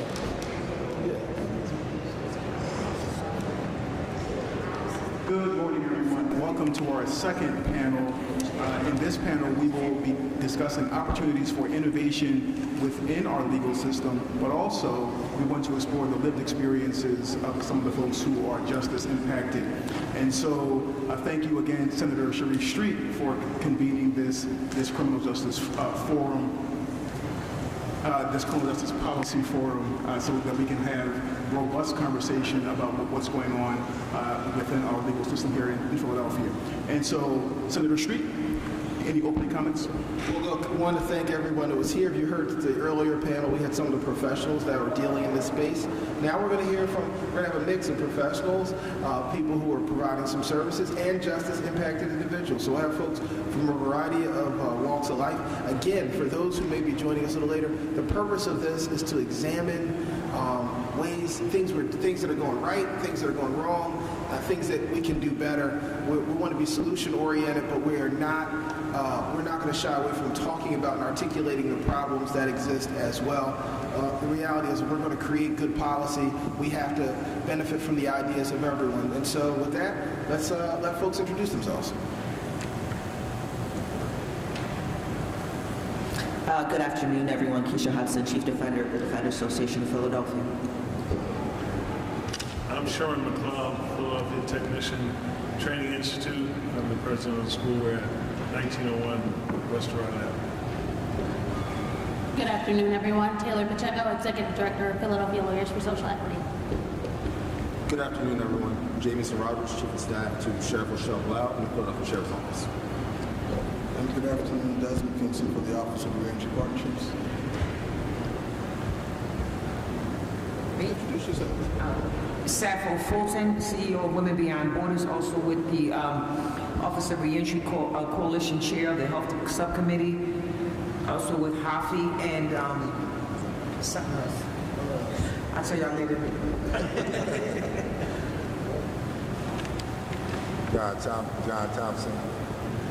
John Thompson, organizer with the Evans Law Center.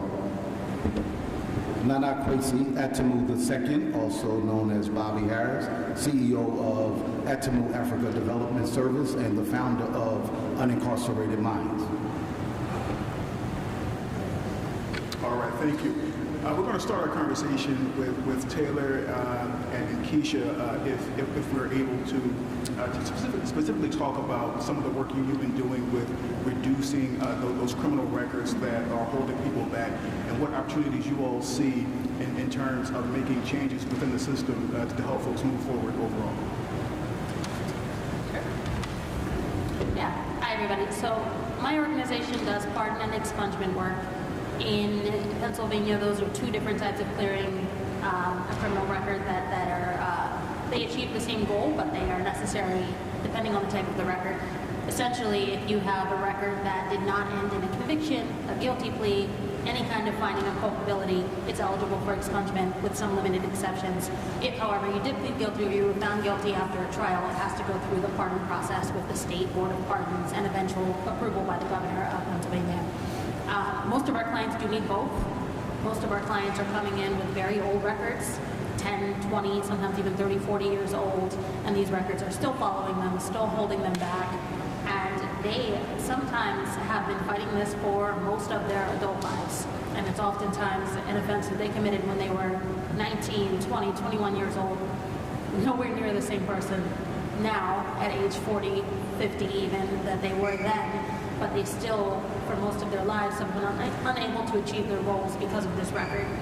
So we come in, we help with the expungement, we erase whatever charges were not found at trial or whatever charges were dropped in agreement with the plea agreement.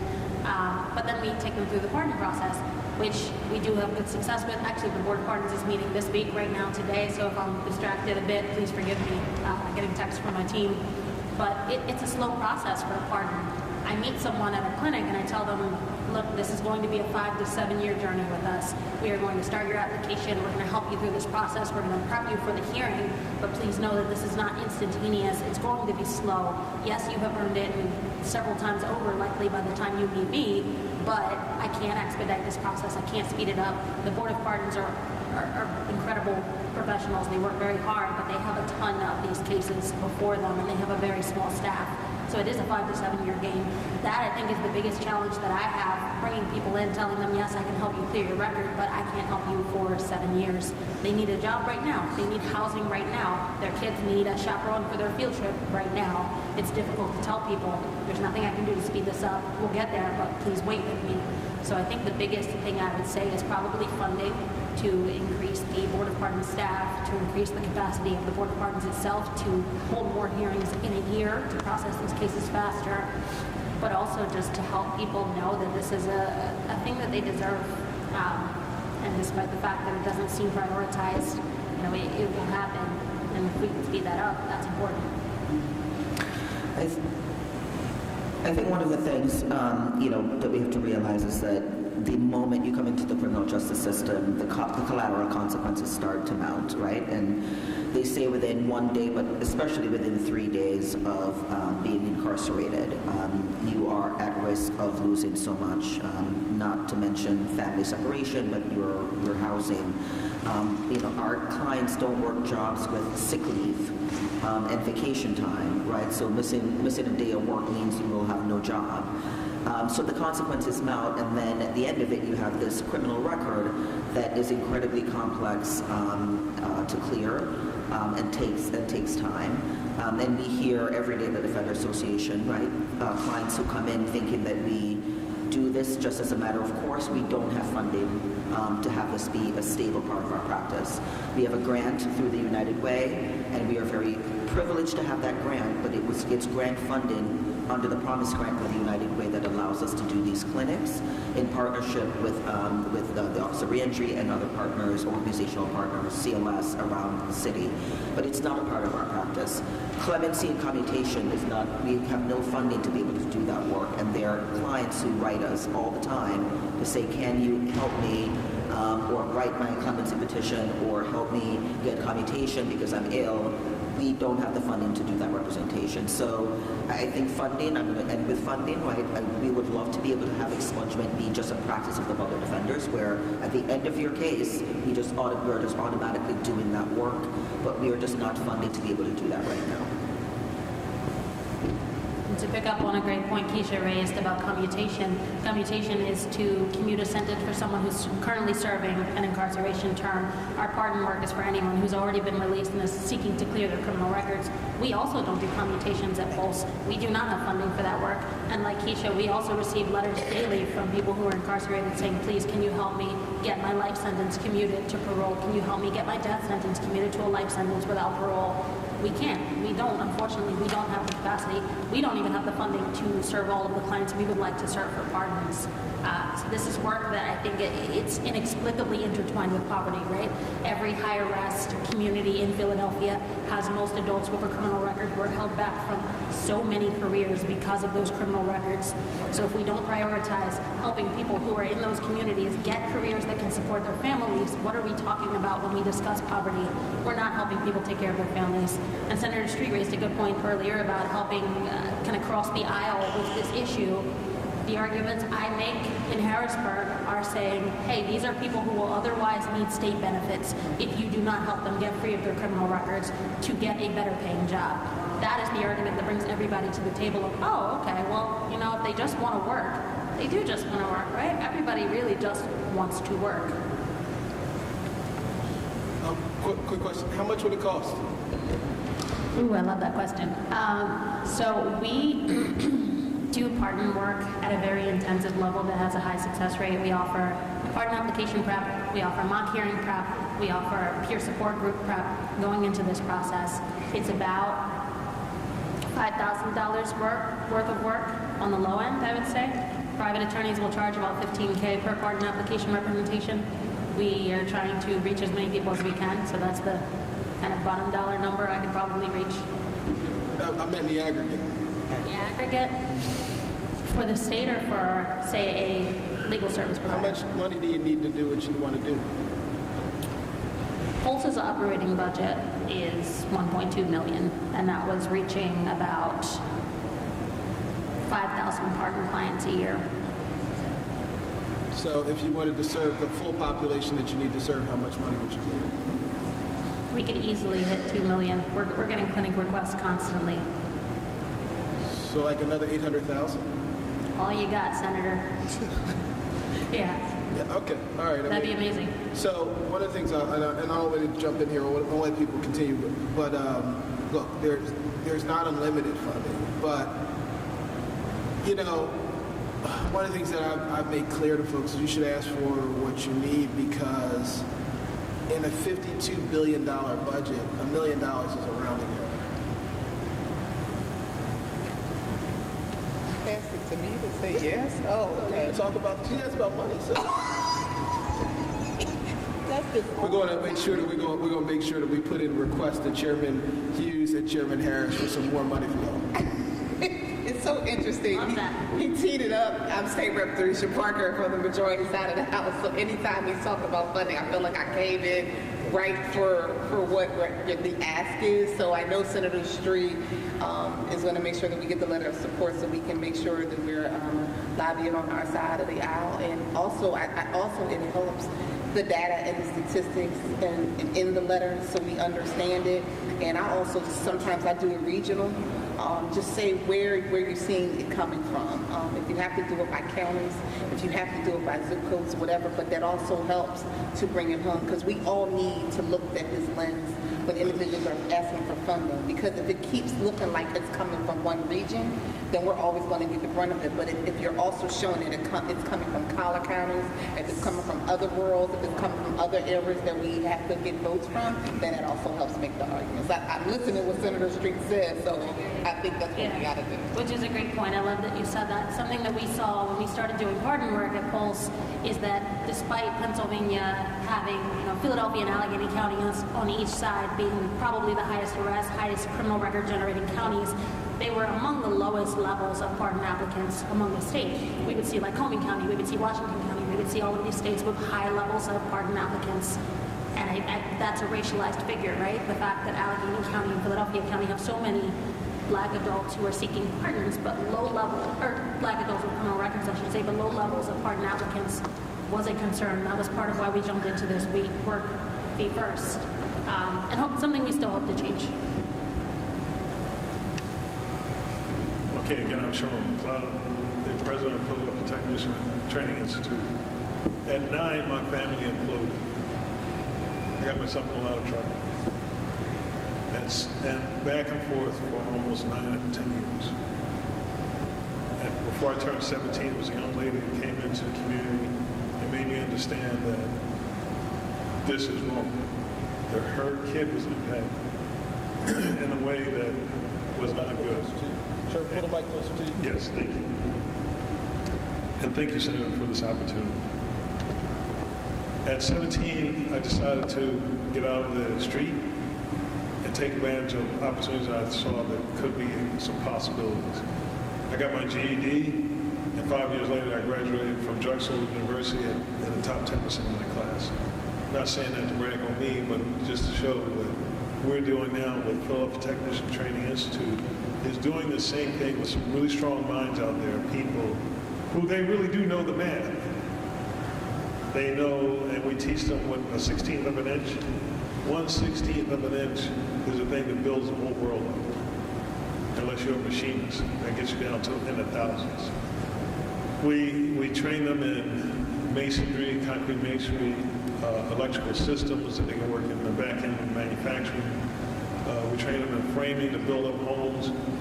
And we train them so that the skills are so strong that it's a shoe-in for any job you can imagine that's in that field, and cross fields.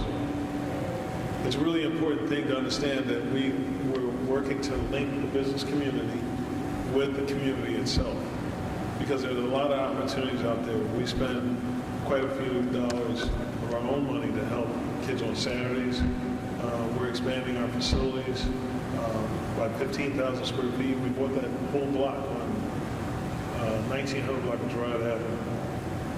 And we're about to do another expansion, a 25,000 square foot expansion on 3900 Girard Avenue. So it's important work, and there's a big need and a big demand. Almost half of our clients are referred by other half clients every time they hear about us. It's kind of like we're the best kept secret. And we thank you for this opportunity to get the word out and for people to know what's going on, and for you to stop by at any given time to see what we're doing. You'll see people really hustling and bustling to learn skills, to be able to get out there and to make their mark. They can make more skills, make more opportunities happen for themselves, money, career, family, everything, than they can out on the street.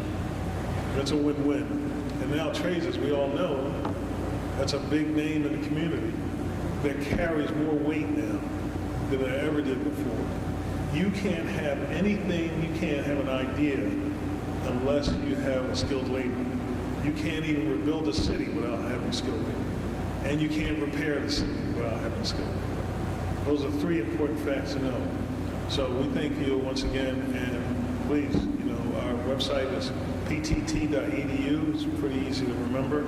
And for anybody who wants to come through and at any given time, we're open from 8 a.m. to 10 p.m. Thank you.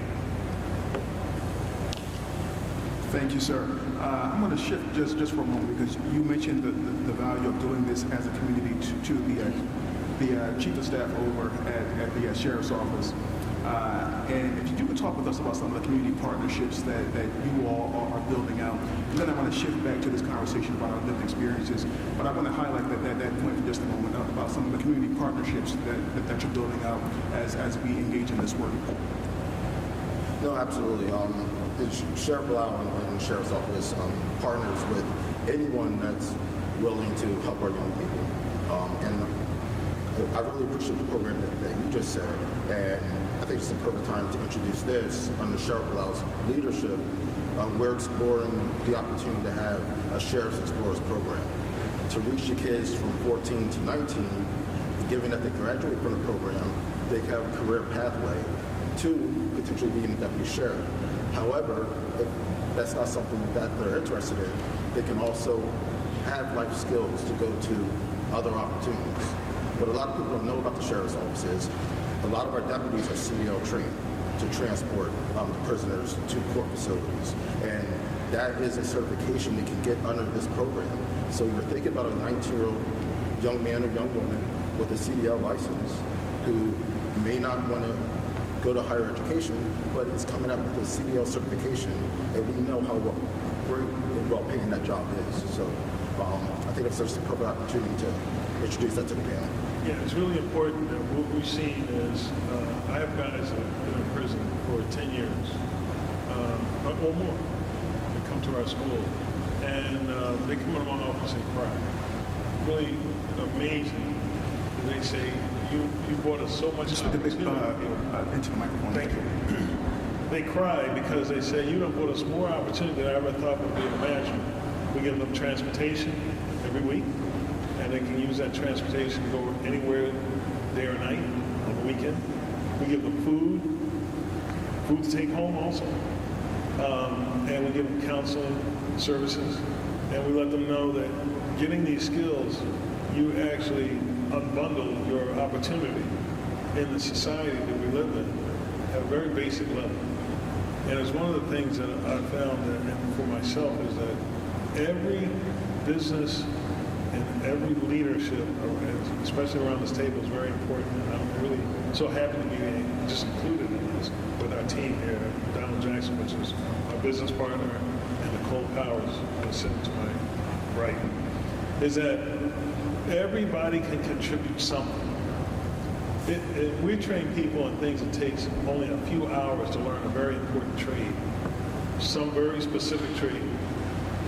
And by the time they have these stacked skills when they leave out, they have skills that they can go out and qualify for working in welding. We have the largest welding school on the entire East Coast right here in Philadelphia. We have the only programs that all the unions accept our graduates. And it's only a 6-month program. It's not a year, it's not 2 years, it's not 6 months out of your life to really increase the value that you bring back to the community and help somebody else. Absolutely. Mr. Cortez, I think we found a new partner. But not to overlook the question, the sheriff partners with Senator Street, other elected officials, other community organizations with food giveaways, job resource fairs. People think that the sheriff's office is just, someone didn't pay child support, so we're arresting them or we're taking their homes. No, I mean, we partner to educate people on what the sheriff's office does and how we educate people in regards to sheriff's cells. We teach people how to keep their homes and how to stay in their homes so it won't go into a foreclosure.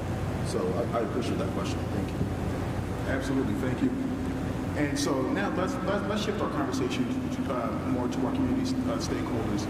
I wanted to have that historical perspective because it's important to understand where we are today and how we're trying to help folks on the back end. But there are all sorts of things, all sorts of challenges that we have faced in our communities that brought us to this point. And there are also significant challenges once folks have entered the justice system, barriers from moving forward. So I want to have that conversation.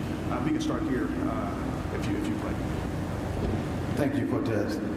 First, I would like to address what our beautiful panelists discussed about the shortage of funding when it comes to getting expungements. And I see you, Jim. I see you. Pleasure. I like to always look from the perspective from written text. There's a book, Who Moved My Cheese? And I believe that's a book that many of us should really study because it equips us to be prepared to maneuver and shift whenever sporadic things happen, to be effective leaders. I think about the expungement in this way. We should look from a strategic perspective, particularly as policymakers, not to just be so much dependent upon funding for these institutions coming as donations to do the work, which limits them on funding. But why not look for an opportunity to look at other entities out here across Pennsylvania? One thing we think when it comes to criminal justice reform or the incarceral system, we think it's just based upon being inside of a cage or a prison cell. And I spent 29 years at the age of 15 in one of them. And I know that experience. But we also have that economic component that is incarceration. Being on lifetime parole for myself or a number of individuals on parole, you are restricted. You cannot really explore those entrepreneur skills. So what the work that you all are doing when it comes to getting people expungements, you're putting them in a better position. Look at the individuals that work in these big corporate 500 companies. We make up a large percentage of the population on shelf stoppers. We make a large percentage of being CDL drivers for the trucks to move the cargo. individuals are actually inside of these institutions. Why not find a way where we can explore with these big corporate entities to utilize policy that allows them to actually contribute funds to institutions, so you're not just going to a Ford Motor for funding to do this work. You were short $1 million. Think about these entities across the city of Philadelphia, let alone. Think about these institutions across the state of Pennsylvania. More importantly, why shouldn't they be asked to come to the table to explore policies that benefits them? Because they do benefit hiring formerly incarcerated individuals with tax benefits. Why shouldn't they be asked to come to the table? Let's explore more benefits, because you are a member of our community. So let's find out how you can become a contributing factor to elevate the quality of life for that individual working in your establishment, where you're bringing in $12 million every quarter. That is a tax write-off. We must think strategically, how do we bring that to the table for a real meaningful conversation where you're not short $1 million to present an individual, woman or man, seeking to live a qualified life free with those restraints removed. That's the first thing that I wanted to add. That is a policy. We are lived experience individuals. We are lived experience individuals. We're not the table, we're the wood that shapes and molds a description to be placed on it to be defined as a table.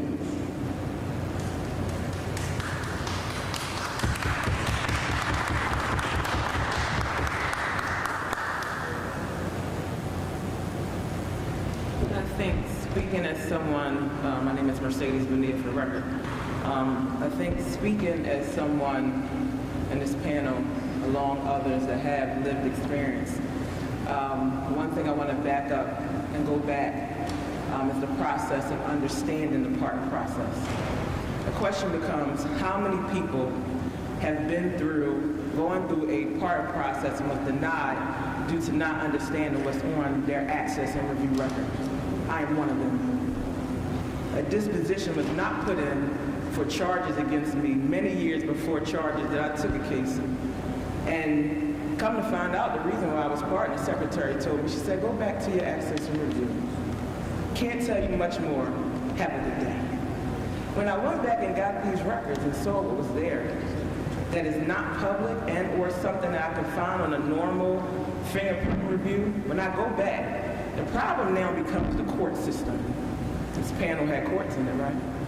So now we have a process for pardons, but it's not a centralized process, or we have different parts of these bodies or organizations and or court systems judicially that are not communicating with each other.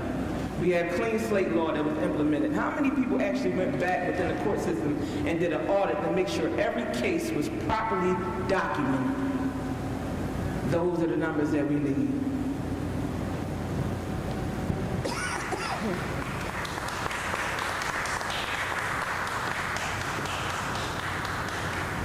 Hello, my name is Vinny Carr. I just got out of SEI Chester. I served 13 years.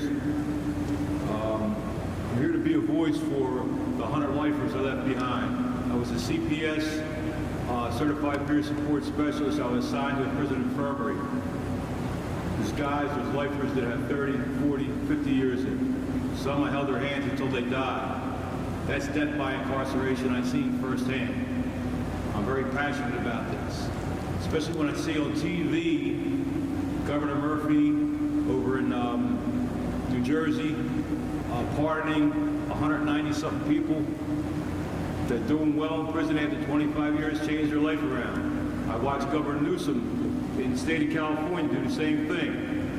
Here in California, here in Pennsylvania, before I left, there was an individual that won up for commutation. He had the DA's office, he had the victim, He had the administration. Everybody in his favor. And yet he got a 0-5 vote. There has to be some relief for these guys. This is death by incarceration I see firsthand. And that's what I'm here to talk about. It's really a sad story. And I know there's a couple bills. I think it's a Bill 536, Senator Street, that people are looking at, individuals over 55 and have 25 years in or more to go up for parole. So yes, I've introduced a number of bills that would, in the Senate, and that there's some been introduced in the House that would create parole eligibility for lifers. There's one that would create parole eligibility for lifers with both first and second degree penalties. There's one only for second degree, and there's a third that would create parole eligibility for geriatric, for folks who are in the geriatric category. So the issues you raise are real. Death by incarceration is a real thing. It is also expensive. Can cost $100,000 a year or more to incarcerate people who have been there a long time, and in many cases, because of their age, have a lower probability of recidivating or committing a crime than people who've never been incarcerated, than the general population. And so it is a common sense thing, but one that we still have some work to do to get it through the General Assembly. Thank you. I just thought of something else. I'm the type of person that I look at the realm of always analyzing, organizing, and deputizing to the best of my ability. I'm still with y'all. I'm still with this, expungements and exonerations with this work that you do. And I think this is something when it comes to the business components around Philadelphia, but more importantly across the state of Pennsylvania. Why not find, within the realm of policies, bring these business institutions to the table in, no pun to any business I'm going to mention, in partnership with the Defenders Associations and these organizations and the elected officials. I believe Walmart will make a nice location for a whole expungement clinic in their parking lot, starting with all of their employees without any discrimination towards anyone with a record. Safety mechanism must be in place. I'm just looking at something. Why shouldn't we explore really assisting and aiding your workforce? If we were to use data, we know data is money. Let's be completely clear about that. It's beneficial to the business sector. Data.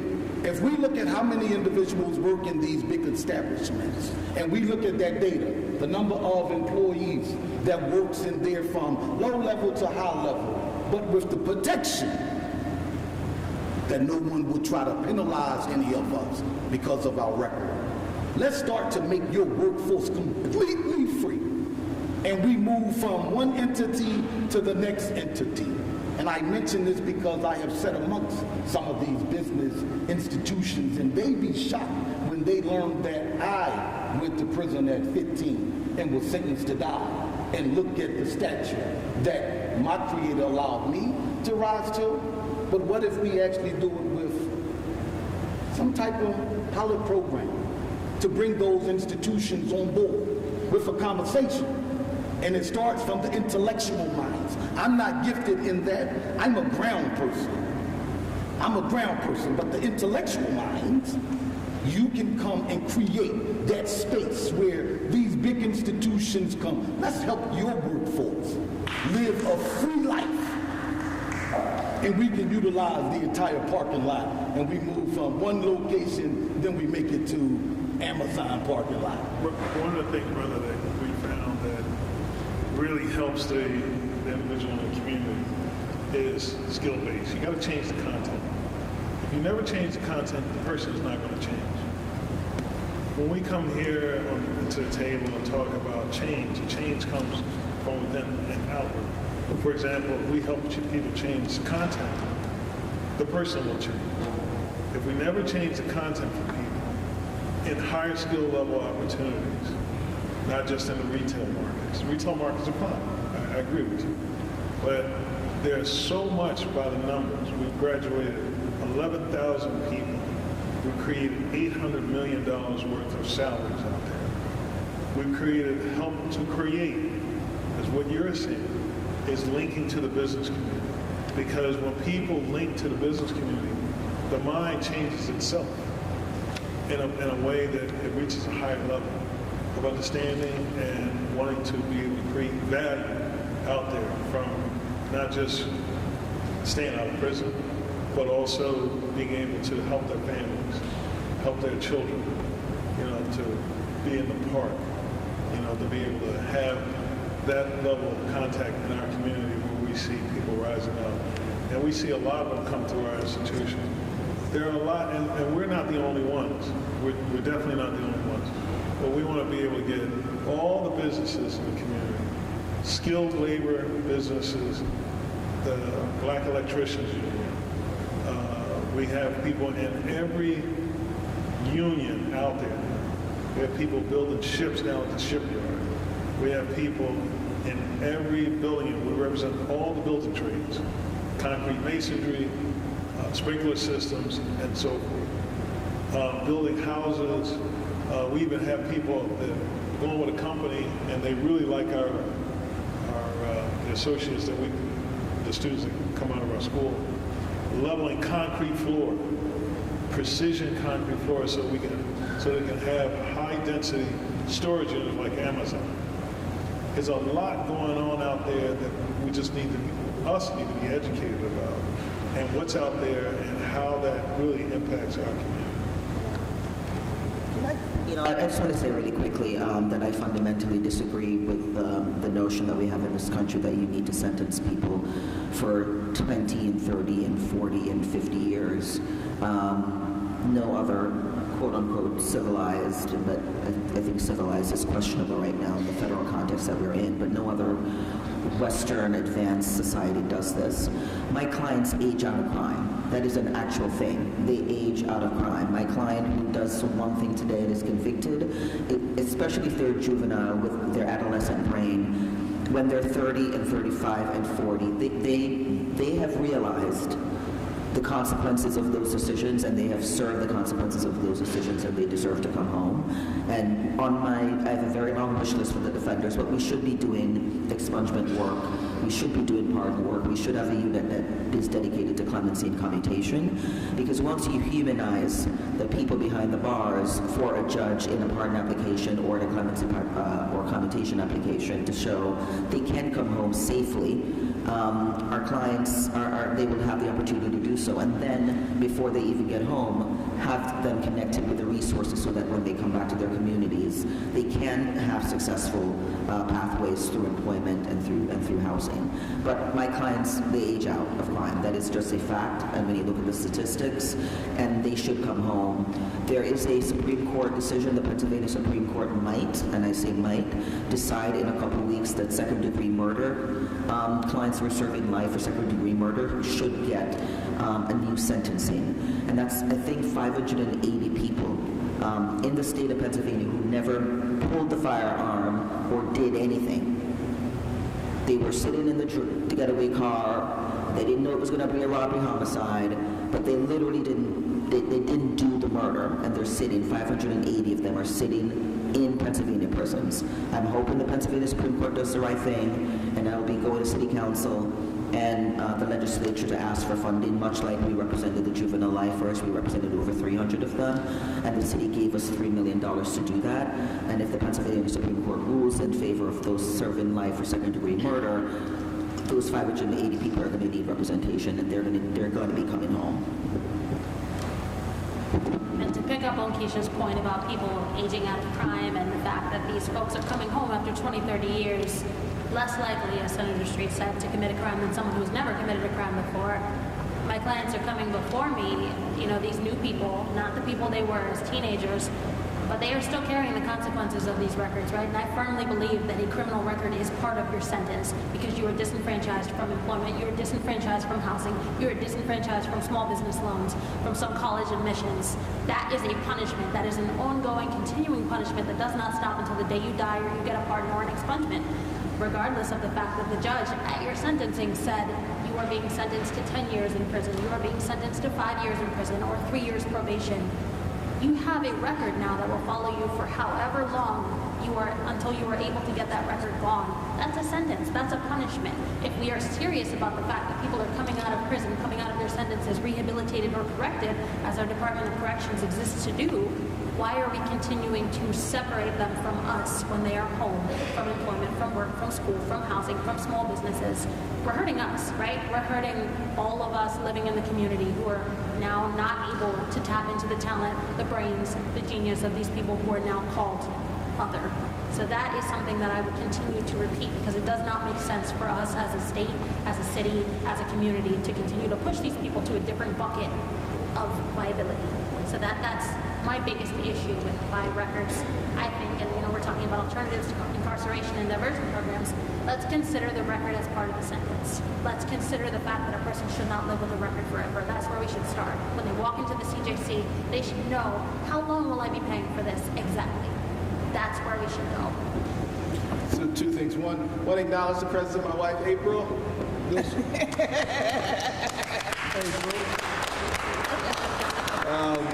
And two, one of the things you guys both pointed out is that people are less likely, so people are not just less likely. People, after a certain period of time, do not have a propensity to commit crime that exceeds that of the general public. So, this is not to take away from the moral imperative that people being free should have, but only because we have people in the room who get the moral imperative, but people who are watching online, some over text, who are paying attention, some of my colleagues, who are thinking about this from another way. So essentially, the Commonwealth, we're spending tax dollars to pay for absolutely nothing, because we're getting no return, because what they think they're buying is safety. But if you're incarcerating people beyond the point where they're likely to commit any crime, beyond the point where they're not, and to go to the second point on this is, it's not only that we're not getting anything, we're actually losing the productive capacity of those people if they were in society. Mr. McLeod has pointed that out. They could be out, getting trained by PTTI. They could be out producing something, welding a ship. They could be out building a building. And then the final point is, by keeping them, by allowing the sentence to follow them, and then applying employment restrictions, we are now, again, society losing the full benefit of that person's productive capacity, which reduces the GDP of the country, reduces the tax revenue of the Commonwealth, reduces the tax base of the city, and ultimately doesn't allow us to pay for all the things that government needs to do, or, as some of my Republican colleagues would say, let the average person keep a little bit more money in their pocket, because we have to take more money out. And so we need to look at it. There's a cost to mass incarceration. There's a cost to over-incarceration, and there's a cost to over-sentencing and and having a process for clearing records that is too burdensome. One of the things that we'll point out also is there are bills that would shift clemency, that would shift commutation from the Board of Pardons, where it's almost impossible to get it done, to the Board of Probation and Parole, where their staffing already exists. And so with that, I've talked a lot. We yield it back to our moderator. Thank you, Senator. Because we all quite literally have a seat at this table and we all have a role in shaping public policy, I do want to make sure that I'm elevating these voices here. If you all want to share anything about making improvements to the system or sharing about your work or your lived experiences. I'd like to share. Hi. My name is Mama Pat. I'm with the Human Rights Coalition, and I'm also a member of the Coalition to Abolish Death by Incarceration. And just sitting here listening to everyone what they had to say, and here earlier this morning, listening to the panel there. I'm just thinking that we've come a long way, and I commend everyone who's here, especially legislators and city council and whoever else is listening to this. We've come a long way. When my son was first arrested in 1988, he was 17. The whole narrative was, these children are the worst of the worst. They're incorrigible. There's nothing we can do with them. Throw them away, put them in prison, forget about them. They were even murdering kids at that time. That changed with the Supreme Court ruling, I think it was in 2012, but they were giving kids the death penalty. And earlier today, someone said something about the poison they put in our brains, or the stuff that they put in our brains. During that time, everybody was felt like they were being judged, or it was taboo to have a person in prison, especially a person who loved in prison. And a lot of people wouldn't even admit that they had someone in prison doing a life sentence, especially for murder or something like that, that they were the worst of the worst, and that they had raised horrible children, they're no good parents. And it amazes me to see how far we've come. We're talking about this in the open.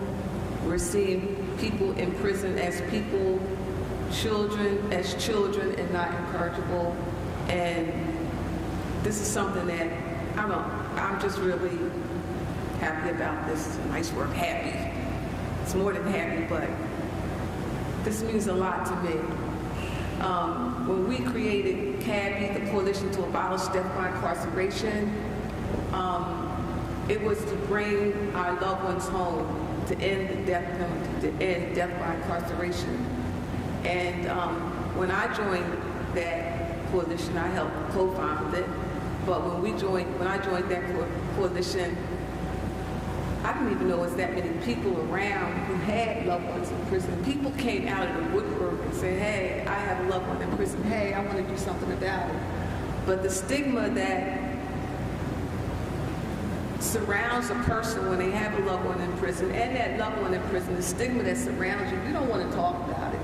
I mean, I worked for years at my job and never told anybody that I had a son in prison serving life. So not only for me as a regular person in the community, legislators didn't even want to talk about it either. I remember going to a legislator asking them to do something about solitary confinement, to do something about the death penalty, to say something. And that legislator told me, oh, that would be political suicide, because it was taboo to go against the grain. I'm saying this to say that we need to, and it's a nice way to say it, change the narrative, but people need to look at people as people who made a mistake, and the work that everybody's doing here is very much needed. But we also need to change the narrative. I remember if you were a crack cocaine addict, you were a piece of trash. You were worthless. You were thrown in jail, nobody cared. Now if you're has opioid addiction, you have a health issue. It's a health issue. We need to change the narrative about the people who are in prison. And we need to bring our loved ones home and doing all the work that you say that you're doing. But we need to change the thought. Like when we go to a legislator and ask them to help us, like Senator Street said, they're thinking about the money. We should think about the people. And I know you said that it was the humanitarian thing to do, and that's true, but we need to start thinking about people as people and not dollar signs. Because that's all it is dollar signs. We need to start thinking for ourselves and not believing all the trash that they tell us on the news. We need to start thinking for ourselves. Back then, everybody thought these children were the worst of the worst. And we have people here that can prove that that was just a lie. It was propaganda that was put into our heads. So we need to start thinking for ourselves and not let the media tell us how to think or what to think. We need to start thinking for ourselves that these are people and change that narrative, especially if these politicians is representing us as the community. I don't think they're representing us as a community. I don't know, I think I just said something that can't be fixed. But I'm hoping that we can learn to think for ourselves. The other thing is I want to say is that when I say don't listen to the things that people are telling you, I'm asking the legislators, city council members, go to the prisons yourselves and visit these people. See, you see them. I have said that the best people I know are all the ones I know in prison. You know, they were good people. It's hard to say, oh, a murderer is a good person. No, but these are good people. So I'm asking the legislators and city council, folks, go there and visit and meet people and see who they really are. Like they've changed. They're not the person they were when they were 16, 17, 18, 19, 20, 21, going up to 25. It takes us a while to grow up. So as a person from the community, a person who had a loved one in prison, a person who knows a lot of people in prison, I'm just saying we got to think for ourselves and stop listening to the propaganda. I mean, that's not the answer to it all, but it helps. I do think community, thank you for that so much. I do think educating our community about who our clients are, you know, when people hear public defender, they don't think very highly of us, right? The media doesn't help. If you can point me to a show that portrays a public defender in a competent, zealous, effective light, I'd love to know what that show is. But we're the lawyer that you get when you cannot afford one. And so we all know when you pay for something, you expect a certain quality of service. Our clients don't choose us. They don't get to choose their lawyers. They're assigned one whether they like it or not. And in my office, we tell our clients that you don't get to switch because we don't have the funding and the resources for you to not like someone into personal issues and then get another PD. That's your PD. So, you know, I think if the community understood what we do and who our clients are, which is why we're trying to get out more in the community, we attended almost 100 community events last year. We would love to triple that so that people get to know us, but also get to know that we represent those people, but those people are your neighbors and your loved ones and children and our community members that we should all care about and all be invested in. They're not those people, right? They're us and they're our community. So just wanted to chime in a couple of things. One of the things I want to say is this. Thank you for what you said and what you did. Secondly, when I first got to the legislature during a budget hearing, one of the first times that I had a chance to talk about that one of my colleagues, that person who's now not in the legislature, talked about sort of the thus, they, and them and what was going on. I said, listen, I think I know more about some of this than you do. I've looked at it from more perspectives. He was like, I was a former police officer. I said, cool, I got that. I said, well, I represented cops as a counsel to the sheriff, but I also represented people who were locked up as a defense attorney. I said, but let's go beyond that. I know lots of people who've been victims of crime, as you do. I said, but I got relatives who perpetrated crimes. I had cousins who sold drugs, and I got cousins who shot people, and they're in jail. I said, have you ever spent any time with anybody who sold any drugs? The guy said, no. Have you ever spent any time with anybody who shot anybody? He said, no. Have you ever been shot at? I said, fortunately, the bullets never hit me, but I've had them shoot at me. He said, no. I said, I got relatives that have been shot. You got any family members who have been shot? He said, no. And I said, you know, the number one place where people are likely to be victims of crime are in my neighborhood and in my community. The number one place where people are likely to commit crimes are in my neighborhood and my community. It's the same community as we talked about earlier. I think that at that time, almost a decade ago when I was having that conversation, a lot of our legislators weren't speaking up today in the General Assembly in 2025, the people that actually represent us do speak up and reflect our values. I don't want that to be clear. But we are not the majority of Pennsylvania. We are the majority of Philadelphia. We are not the majority of Pennsylvania. That part. Right, and so it's not that the people we vote for in our districts don't represent us, they do, but if every person that represented all of Philadelphia voted for every criminal justice reform bill, it still fails because we're not the majority of the General Assembly. We now have to do something that's different. It's part of why I'm doing a lot of explaining things that seem common sense, because folks are paying attention online. We have to educate people that never walked through Philadelphia, never been to our communities, don't care much about our communities unless we explain how it impacts them in a broader sense. And so yes, I got relatives in jail right now. They're real to me. First time I walked into a prison, it was as a family member visiting a relative who was incarcerated, not as a lawyer or as a senator. However, I got colleagues that are 50 years old, 60 years old, and they never set foot in a prison yet. But we vote on the bills on that. They need to be educated about what's going on. They need to be educated that you're not actually buying safety for us because they think they're telling us what's safe for our community. You're not buying safety for us by doing this. You're just wasting your damn money. And so when I talk about that, that's important, not because we as a community don't understand that there's a humanity to it. I certainly do. It's my family members sitting in prison, multiple family members, not like one. Right? And I got a big family, and I got a bunch of locked up relatives, a bunch of doctors and lawyers and stuff too, but a bunch of incarcerated people. And that's like a lot of us, right? But there are other people out there who don't know, and they say, well, you know, Senator, we're doing this to help your community. You're not helping anything. You're not helping us. You are not helping us. And you could use that money to do something else.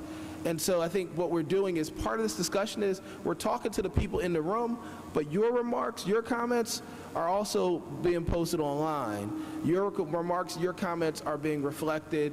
And so this becomes a body of work because there's some of my colleagues that are now curious, but they ain't going to set their foot in the room because they don't want nobody to know they're curious, particularly some of my Democratic colleagues who represent more conservative Democratic districts or Republican colleagues who don't even want to admit that they care, but they actually do care.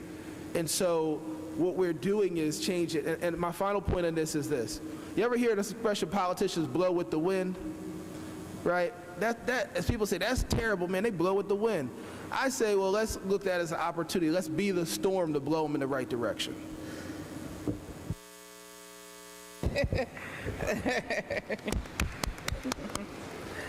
I would like to echo Senator Street's comments. And I'm not saying it because he's the senator. I'm saying it because he represents part of my district. And I can say this to you, I'm vice chair of the Legislative Black Caucus. So when you said certain, your comments, when Senator Street and I walk into that Capitol, African Americans that are in the Legislative Black Caucus, we now historically are a third of that building. And do you know what that means? That means when we're talking about a third, that we're talking about the issues that's going to reflect individuals like us. And that's why we're also intentional, because we know the criminal in chief in D.C. is trying to do things to erase a lot of the things that you have mentioned and highlighted. So also we have legislators that every time they have remarks, they're always talking about Philadelphia. Every remarks are talking about real, but look at their voting record. So even when we talk about what's happening in Philadelphia, they always put us in the negative context in a manner, and they've never been here. So that's also the other type of narratives that, you know, we have to deal with, because it's still amazing to me that we have, interesting, we had a discussion another day in one of the committee hearings. I had to watch it on YouTube because I was baffled that a Republican legislator had a nerve to make a comment about minimum wage, and he talked about Philadelphia, and I'm like, this dude doesn't even represent Philadelphia.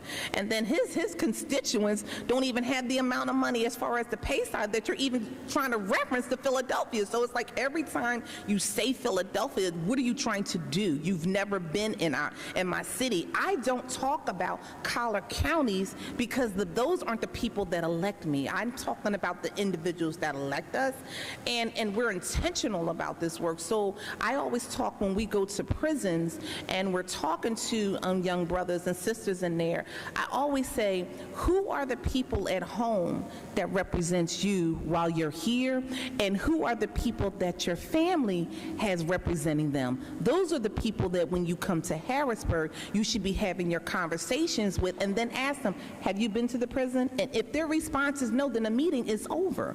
Because how are they making decisions on individuals and they've never stepped foot in any prison in this Commonwealth? And the difference with our credentials, we don't need appointments. If we want to show up, we can just go. So for our colleagues, there's no excuse why any of them have not even been to talk to any of the constituencies that they represent. So I appreciate your passion. I appreciate you being transparent, and I challenge individuals that are with you to know that there's people that are fighting, and we're doing things that you would never even understand, but we invite you to come to Harrisburg.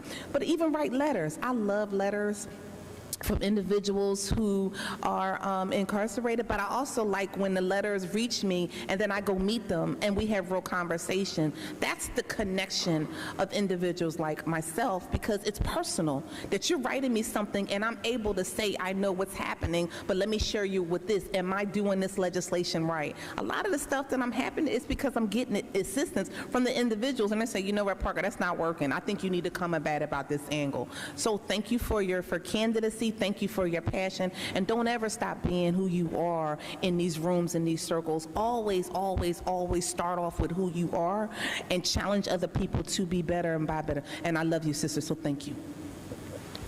Thank you. Just one moment. I want to make sure, thank you for that. We agree 1,000%, Rep. Parker. I just want to make sure that there are a couple voices that we have not heard from, and as we talk about the strength of community, ensuring that different perspectives are heard and shared, I want to make sure everyone has an opportunity to speak, because again, we all have a role in shaping policy. And so I want to shift over here just for a minute to make sure everyone has an opportunity. I so appreciate that. Thank you so much for coming back over to me. I was trying to get the question, so I thought it was just about, like, you know, what our voices are about the policy and things like that. So again, I'm Sappho Fulton of Women Beyond Borders. We work with LGBTQ folks, and we work with women, and we also work with men. So first, let me back up a little bit. I want to take up some space, so I want to ask your permission to just take up space for a moment. You know, I'm formerly incarcerated. I spent over 20-something years on the installment plan. That's a person that goes in and out of jail, you know, as a direct result of substance abuse usage and criminal activity. You know, I was the individual that thought that, you know, I'd possibly, don't leave now, I'm trying to get the check. Hold up a minute. Come back. All right. Anyway, so I was the individual that thought that that my destiny was to die in the game, and I was really okay with that. You know, I don't know how many folks here, I know on this side, but I don't know how many folks on that side have an understanding of what it means to be married to the game. I was married to the game, so I was okay with dying in the game. You know, so I thought, you know, but God had another plan. So 20-something years ago, I came home. So today, I want to talk about reformation and transformation and the evolution of what has transpired for me in my life.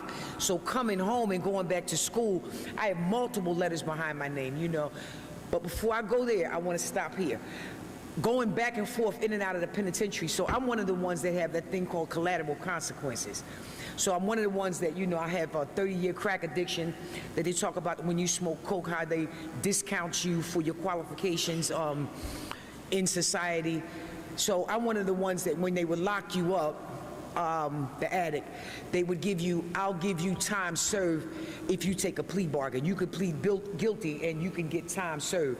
So I'm one of the ones that was in and out of jail, in and out of jail, in and out of jail over the years. And I sat down, very seldom, but I sat down a little bit and then I came home. So I want to say I want to come up to why I'm, you know, telling that part of the story, because it's very necessary to connect to the work that I do today. Because one of the things that worked for me in the end thing was, you know, I went to sentencing and they were telling me that, you know, I had this 30 days to get a job. I was looking at this long-term sentencing if I didn't find this job, and I had work release.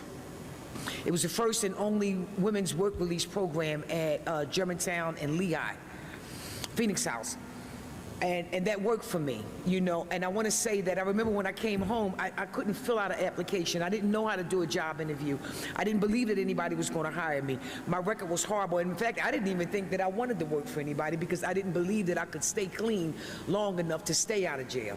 You know, so henceforth, 20-something years later, you know, I hold all these phenomenal degrees behind my name. And I remember coming home in a time when being incarcerated wasn't as, you know, as cool as it is today. You know, it's a cool thing today. You know, you talk about, you know, I'm justice impacted, you know, I'm formerly incarcerated, I'm ex-offender, however you want to dress it up, you know. But we didn't talk about that, so I kept my head down, and I kept my head in the girdles, and the, you know, horse brittle, like I just kept myself focused, and I did a lot of activism work in another community. And so today, I want to say, when we talk about those persons that don't come inside of the jail, you know, persons will come in when they're invited to come in and do a tour, to do a, you know, graduation ceremony. But we go up as Women Beyond Borders. We go inside the jail quite regularly. We go inside the men's prison and we go inside the women's prison. We have a house for trans women coming home from upstate. We have a work release program and reentry support group that we meet on Mondays at Colors. And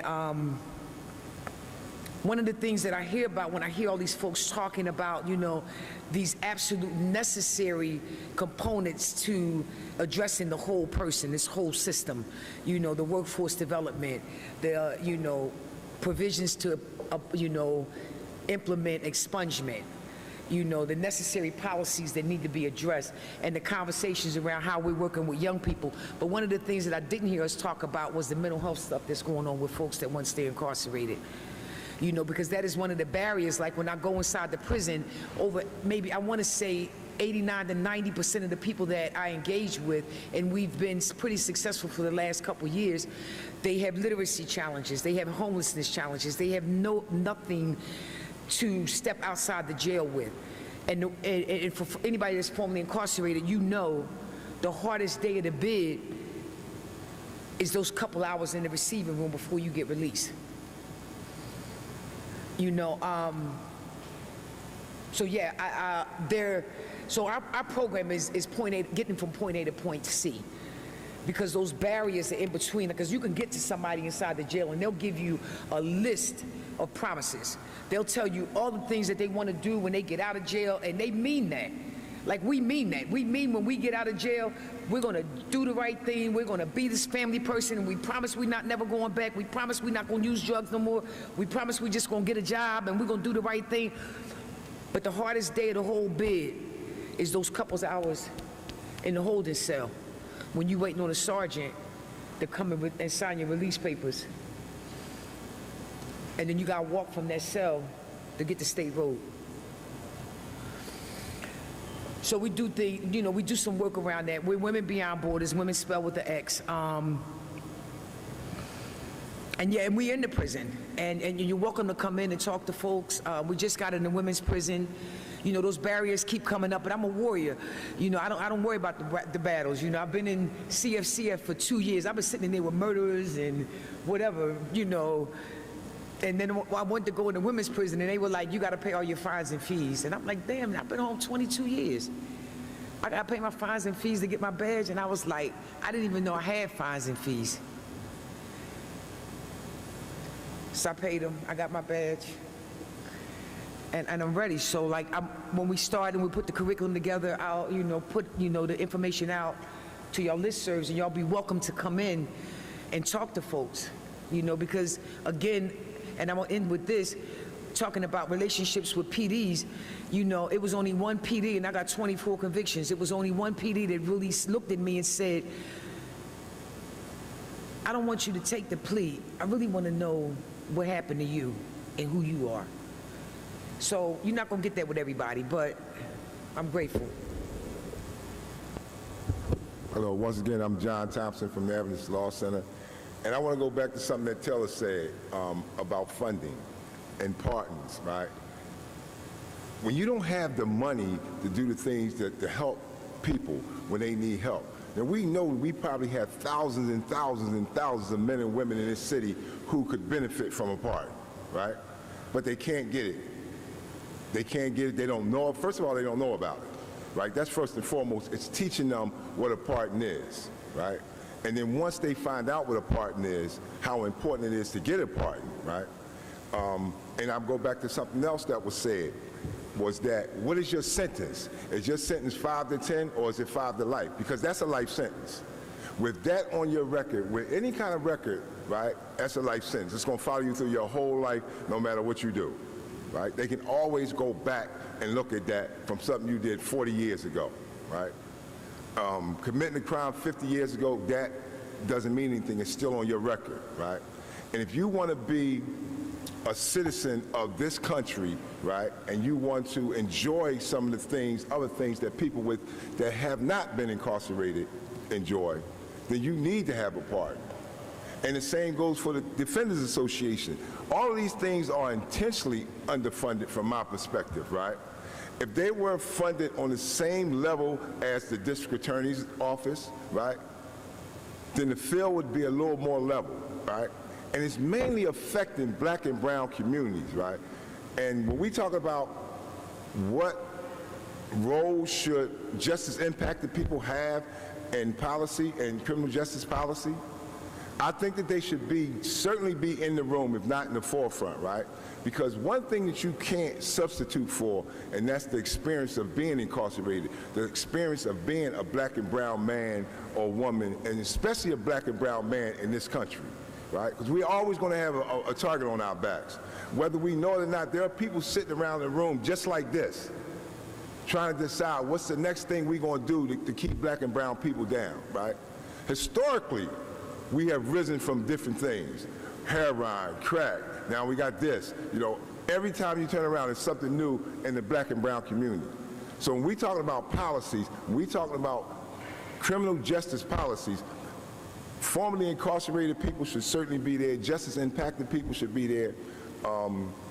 We just, at ALC, we were able to, I'm pretty sure most of you know about the Prison Oversight Board.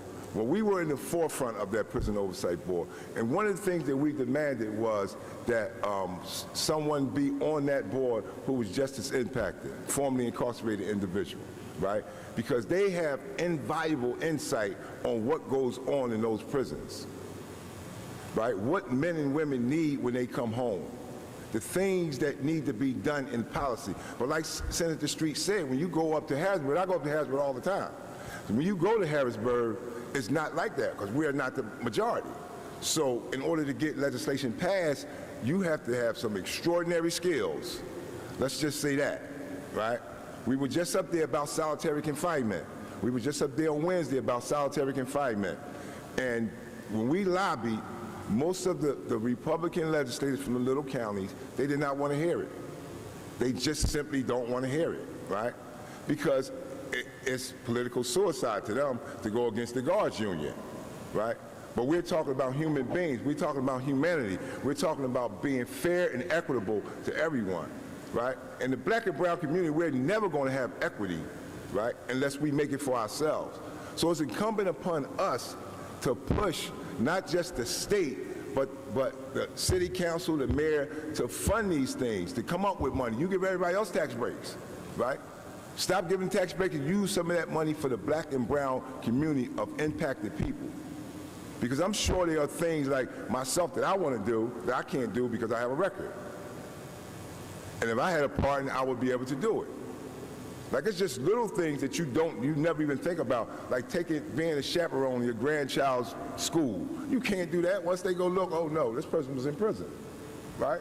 Even though you are a reformed person, you have rehabilitated yourself, you still going to have that life sentence. You still have a life sentence, no matter what anybody thinks. That's for people who don't understand. The people that understand, who've been there, who have criminal records, they know that it's a life sentence. And I'm just going to close with this and say that I know the Senator Street has a tough job up there in the Senate. I know he do. because I talk to them. I go up there and talk to some of the legislators from time to time. So I understand his fight. But one of the things that I think that we can do is more of us to go up there and talk to those same people, like he said. More of us to go up there and talk to them white people, and excuse my language, in those rural counties who don't see Philadelphia but always commenting on Philadelphia, who've never even been in Philadelphia. It's like they have a hatred for Philadelphia for some reason. I don't know why, but that's true.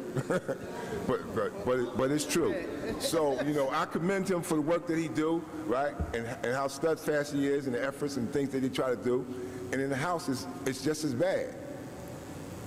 So let's all just be aware of the fact that legislation has to be done.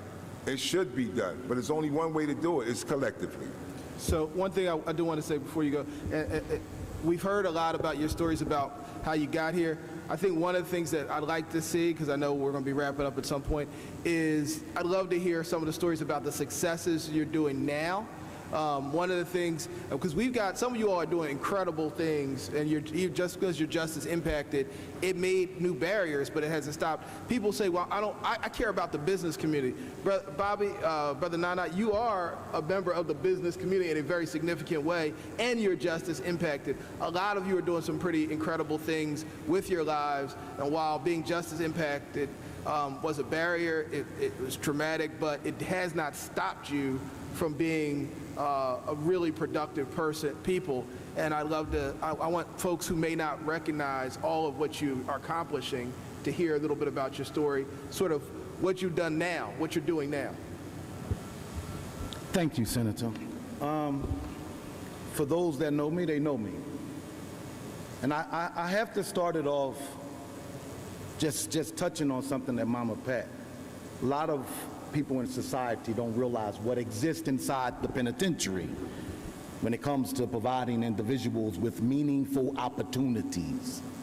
I went to prison at 15 with a third grade education. While in solitary confinement, I learned how to read and write from the Bible inside of solitary confinement. So when I speak, most people believe that I am a preacher.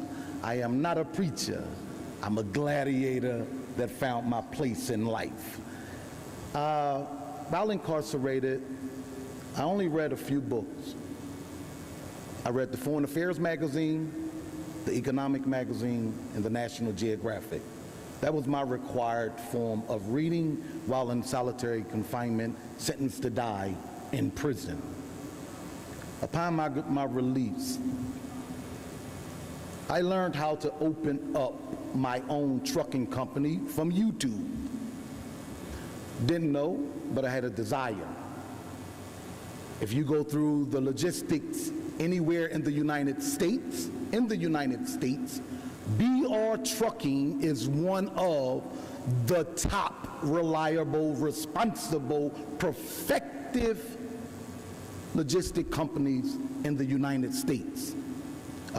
We do have someone in the room that can verify this because they spoke to the brokers throughout the United States.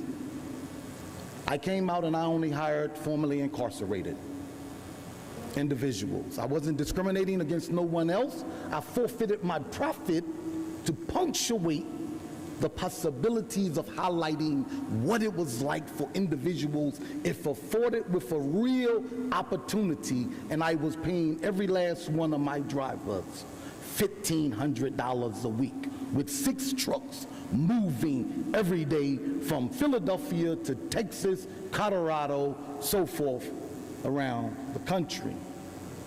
And that was done in box trucks as well as Sprinter trucks.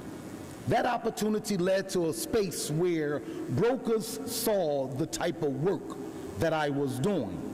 And in the midst of doing that, the brokers wound up approaching me and my wife.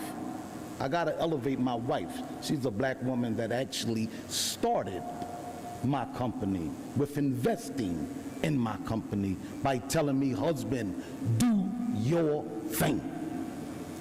That's my wife, Ramona Harris, right? Queen Mother. So what we wound up doing was considering an opportunity from one of the #1 brokers in the United States. We want to bring y'all on board to be brokers moving cargo across the world. Me and my wife went through that training together. For those that know my wife worked at the DOJ for a total of 34 years. Because I was on parole, I'm gonna give you the good and the bad. She couldn't advocate for anything regarding me being on lifetime parole, or she was subjected because she's a government employee for 34 years in the DOJ, made a conscious decision to say, to hell with you, I quit. I'm walking away from my benefits because I cannot retire. I'm walking away from $120,000 because I must support the goal, the mission of my family. That was a sacrifice. But because I'm directly impacted, she forfeited her security. And anyone that knows, they know my wife is a recovering, cancer survivor. And then had critical surgery. So that became more of a burden, but an accepted burden of a responsibility for me, a conscious decision, but was limited because I'm on lifetime parole. When we look at that, my success has been trials and tribulations. My success has also been a great opportunity of achieving recognition around the world. Every year, my wife and I, for our nonprofit organization, take formerly incarcerated women and men from across the United States, from impacted communities to Ghana. We take them for therapeutic healing who have been impacted by the carceral system to go through a elevation of return to connect, engage, and express the greatness that we possess. But going back, no one knew what existed in the penitentiary until myself and others like me chose to exert that in a way to manifest who we are by doing what we know how to do. So in that, I wound up being installed in Ghana in the central region as a chief, or a Nana, and my name was given Nana Kwesi Atamu II. Nana means chief, Kwesi means Sunday born, Atamu means one who was born in fire and overcame. That is my name, but that is also my life. And in turn, we put the very first Diaspora Real Estate Expo in the United States inside of Philadelphia for individuals looking to explore economic opportunities in real estate in the country of Ghana. We put together the first opportunity for individuals in the state of Pennsylvania looking to explore in entrepreneur opportunities in agriculture. We put together the first opportunity of us coming to the table to shape and mold what the manifestation, as the Bible say, you are the elite of God only when you are awakened. So my accomplishment is I'm working, not what I've done, I'm working. And that's what I salute to my continued level of growth and development. And I knock that I continue. That is one I'm taking to Ghana on the 11th. I just brought her passport signed by the Embassy of Ghana. Amen. Anybody? It doesn't matter. Go for it. What? Awesome. So, thank you, Nana. I'm so excited to go to Ghana with them. I'm gonna show off. But yes, so Sappho Fulton again. So I want to talk about also great accomplishments. Thank you for giving us a platform to say that, because when you have a few minutes, it's like, how do I take up space and which angle do I come on and how do you read the room to keep the attention of the table, But the reality of it is like we worked hard to get to where we are. And as God's chosen, you know, we show up and we raise our voices for those that don't have a voice and a seat at the table just yet. You know, I remember coming out of Muncie and I had a 2nd grade reading level, and I didn't believe that I would go any further. I didn't believe it. You know, again, I'll remind you again that I didn't tell people that I came out of jail, because I was the one that when I came home and I went back to school, you know, I remember I used to sit in the library all night long, and they would put me out the library at CCP, because I would be like, I just got to stay here to understand how to read the paper. Just wait a minute, just wait a minute. And they would put me out the library. So yesterday, I submitted my final edits of my PhD. You know, so.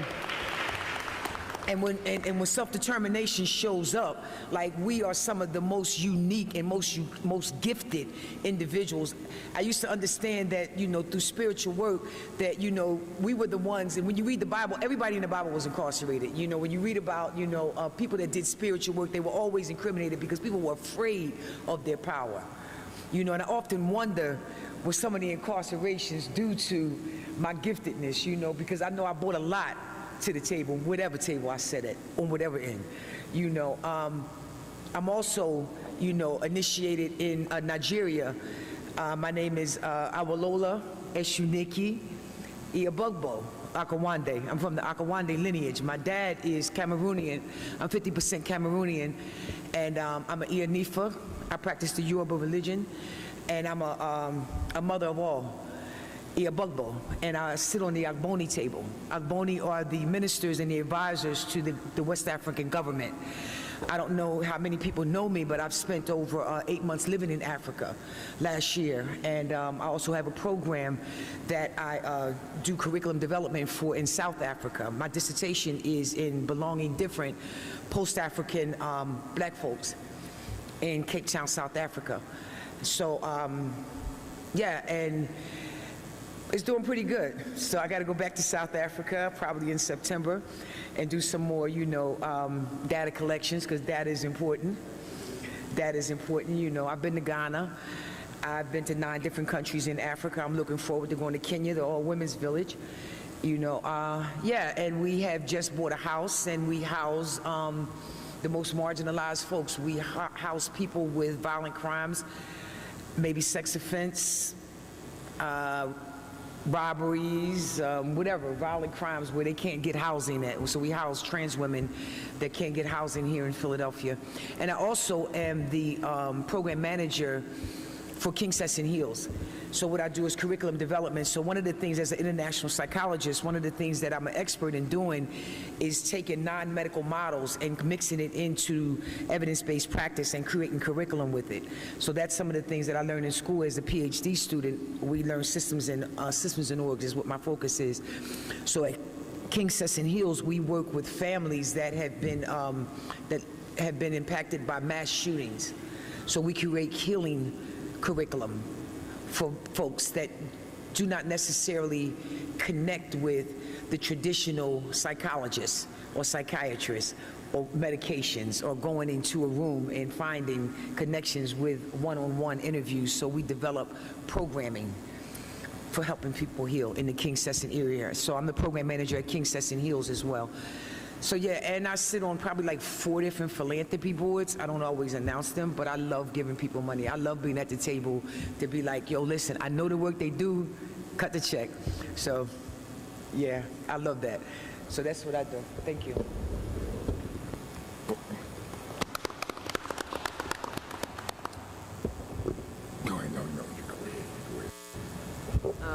So I want to talk about being one of the people that fell through Court of Common Pleas cracks.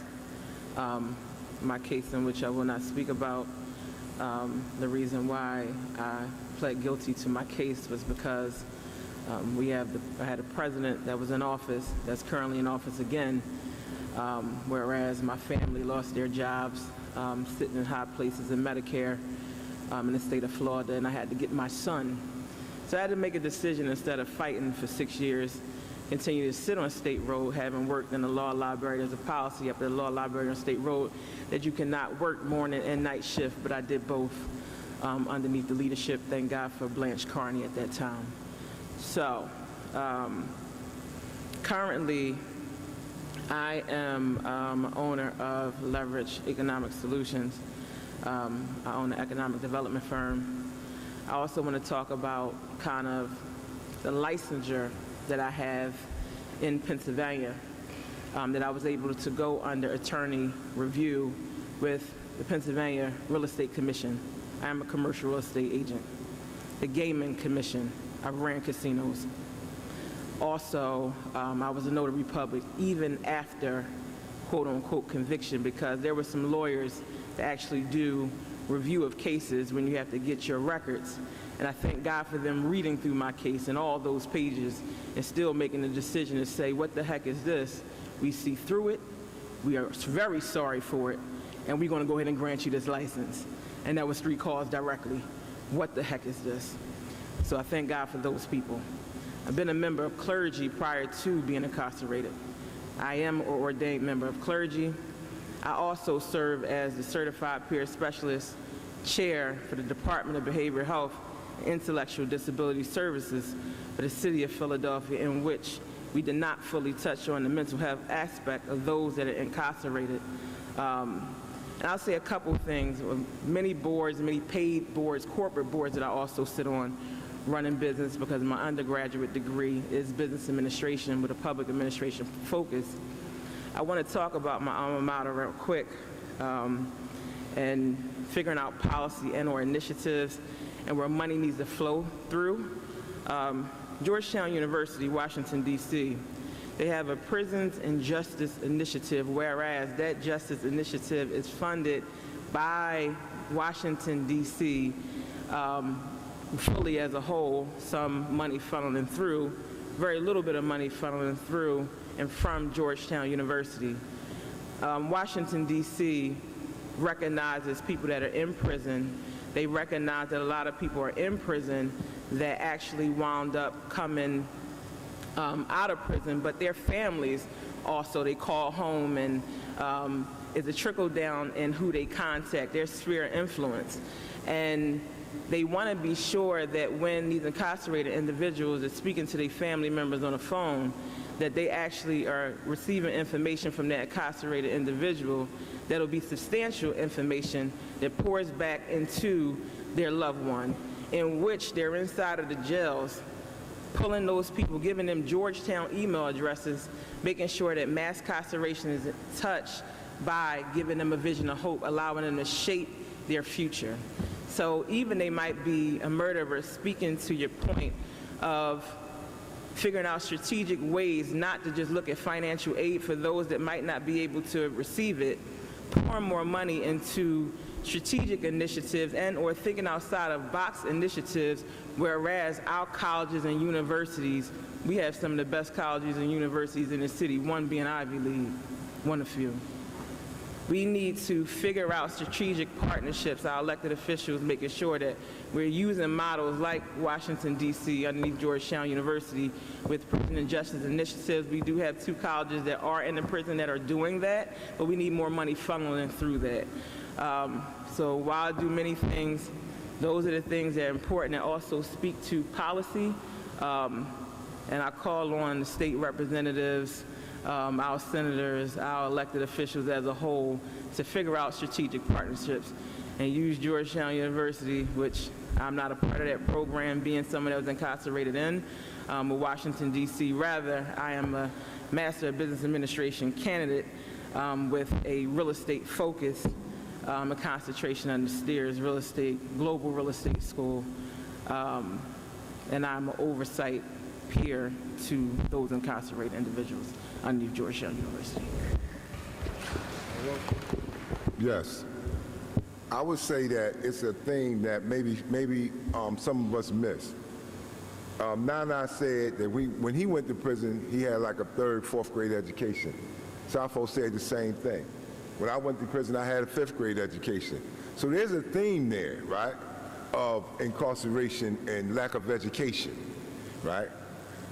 But I would say my greatest accomplishment, first and foremost, is just being here, just being in the street when I was sentenced to die in prison, right? So this is my greatest accomplishment. right? While I was in prison, I became a paralegal. I was a jailhouse lawyer for over 30 years. I helped numerous people with cases the best that I could. When they couldn't get an attorney, because after a certain period, they won't give you an attorney, right? But my greatest accomplishment, I would say, is being able to advocate for people who cannot advocate for themselves, right? Because we have people, men and women, locked behind those bars who can't, people don't listen to them. I mean, they really don't. You can write letters, the letter will get read or something like that, but it's really no intention. If you don't have people on the outside who's going to continue to push.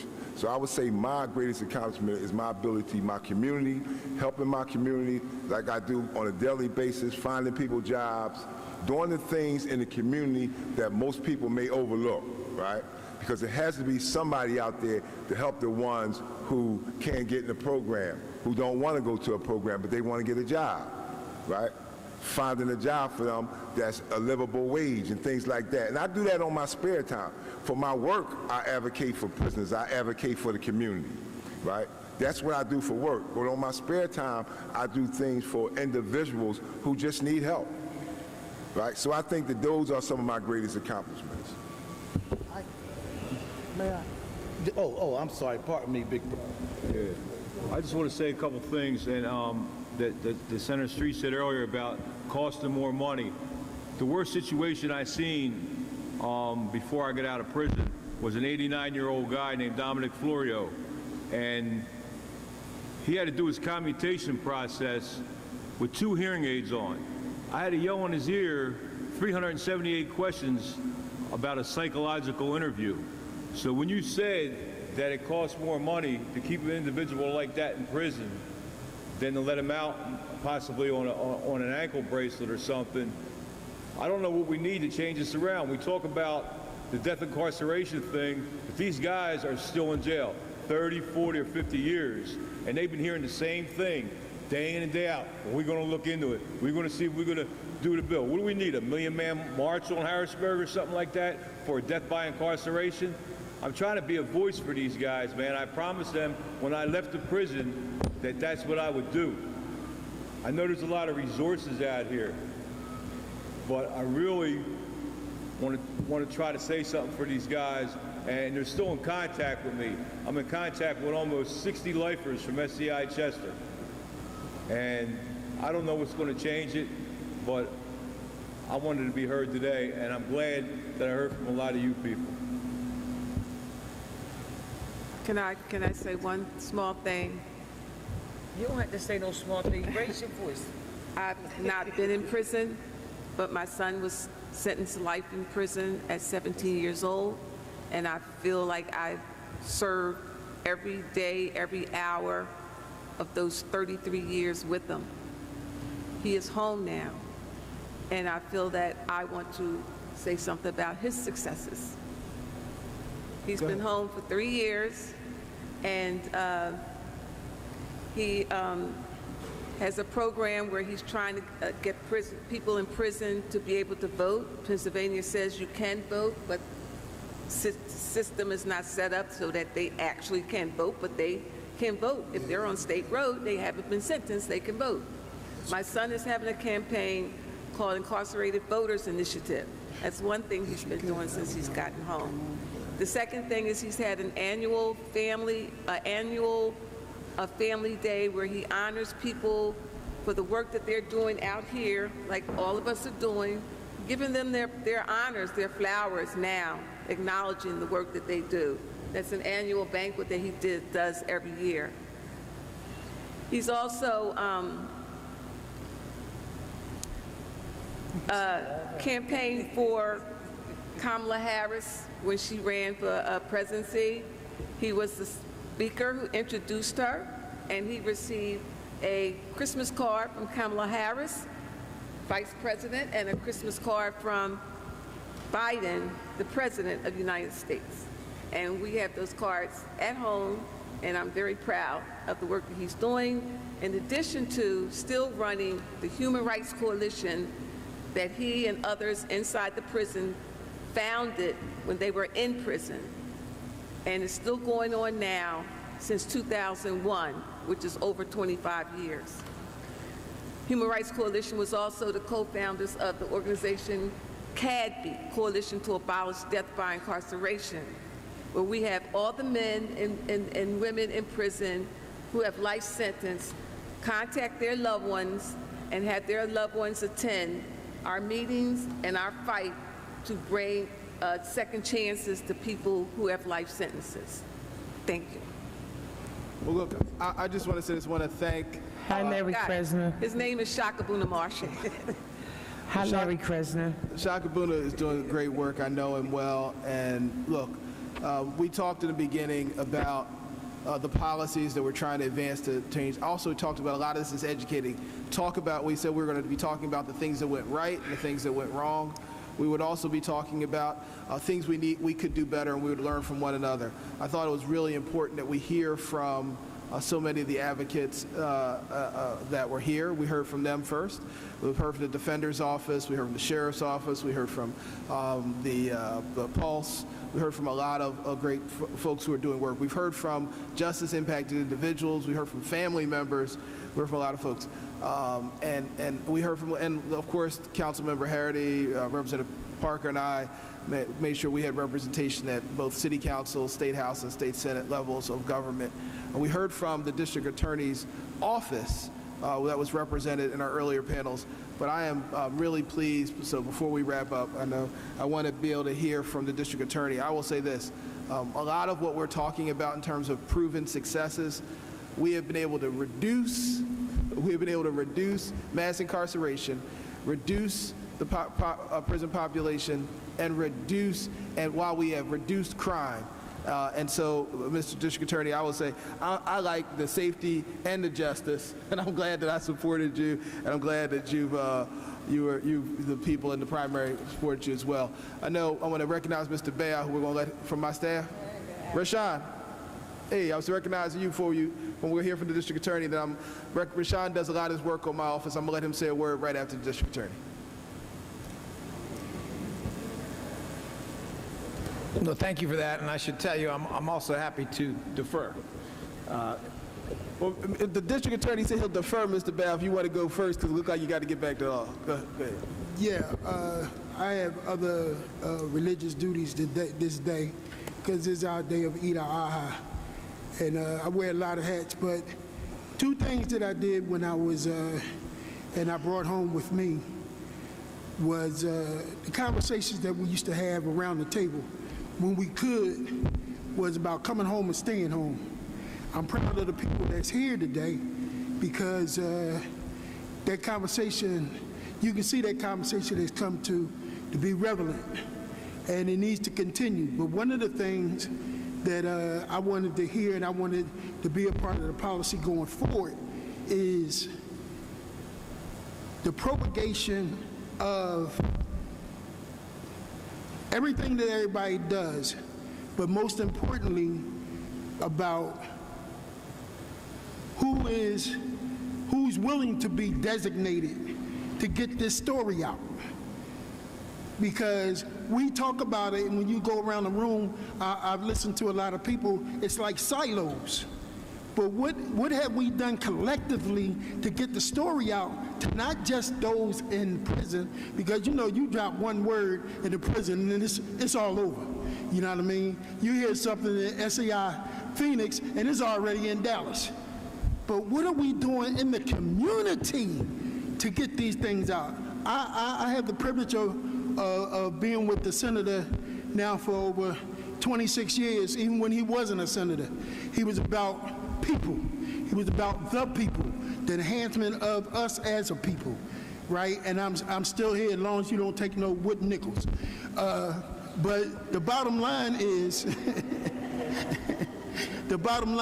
right, we don't propagate this message amongst the people. The only time that you really hear something is from a mother, sometimes a father, and I'm gonna say that again, sometimes a father, because we don't listen to the fathers when they want to talk about their kids being incarcerated. You know what I mean? I'm sitting here proud today to say that my grandson is about to graduate, and he was almost caught up in a mass shooting at Roxborough because he played in that game. His cousin tried to get him to go steal a car, you know, because that was his thing. And he denied that. And I take that as a strong point of me always advocating for us as a people to do better, to do something different. And for anybody that know me, I've been doing that for a long time, and I'm proud of that. But when I see my own people utilize and repeat that and what I've said to them, to his own family that he hung with, you know, other people outside of that. But I still go back to, what are we doing to put it out in the communities? It has to be a conversation, just like you say hello. Because when you look at the statistics, 73% of us are doomed to go to jail. 80% of us are doomed to die. Think about that. I've been putting this data together for a long time. 73% of us are doomed, our people are doomed, black and brown are doomed to go to jail, and 80% of us are doomed to die. But we don't talk about how do we live. And the reason I'm passionate about it and I cry about it is because I need us, those who have all these voices, because that's what I see around this room. All of us who have these voices, can we talk about living? Can we talk about what we don't do, what we don't need to do? Can we put it out that this program is in? You know what I mean? Can we advocate for another life, another person not going to jail, another person not picking up a gun, another person not living, not willing to accept the living conditions and what is put upon us? Because as a people, we accept these things. And as long as we accept it, that's what it is. The outcome is a zero. And I'm tired of it being a zero. I really am. I really am. A lot of people talk to me sometimes. Sometimes I stay away from them because I get so passionate about it, I scare them. But I'm real. I've always been real. I try to speak truth to justice. And if this is a policy forum, who can we, when we walk away from here, I'm about marching orders when I'm in a meeting. What marching orders are we going to come up with? What marching orders are we going to provide our people to utilize about doing something different, about getting a pardon? You know what I mean? About getting a pardon, about finding out what can they be, who are they? Allowing them to understand that they are somebody. Bobby, you know I've been proud of you from day one, bro. You know what I mean? And I've always pushed you when we had conversations. And now, Nana, come on, man. I was talking about you the other day because of what you have accomplished. You know what I mean? And there's many other people out there that have accomplished almost similar things. But we have to propagate about the positive things we need to do for ourselves. I'm willing to be a spokesman, but I need others to be a spokesman about how do we live for tomorrow? How do we live for next week? How do we live for next year? You know, we always talking about each one, teach one, grab one and bring them with you to come to the next meeting. How about we don't bring them to the next meeting? How about we push them out there to stand on the corner with another sign and say, I want to live. I need to be somebody because I am somebody. That's when I learned how to change my life because I truly believed in those who gave me the opportunity to be me. I thank you for hearing me out. Commissioner, when I first heard about you, I didn't believe, but I did my homework. It led me to be one of your, I ain't afraid, you pom-pom people. I pom-pom for you a lot because you have proven that you're for the people. You have brought home more people who have been unjustly sentenced, by those in your position way before you. And you've given them an opportunity for life on this side of the wall. When I came home, I used to go to halfway houses and told them, we talked about coming home, but I want to talk to you about staying home. That's something that a lot of us conversations don't be.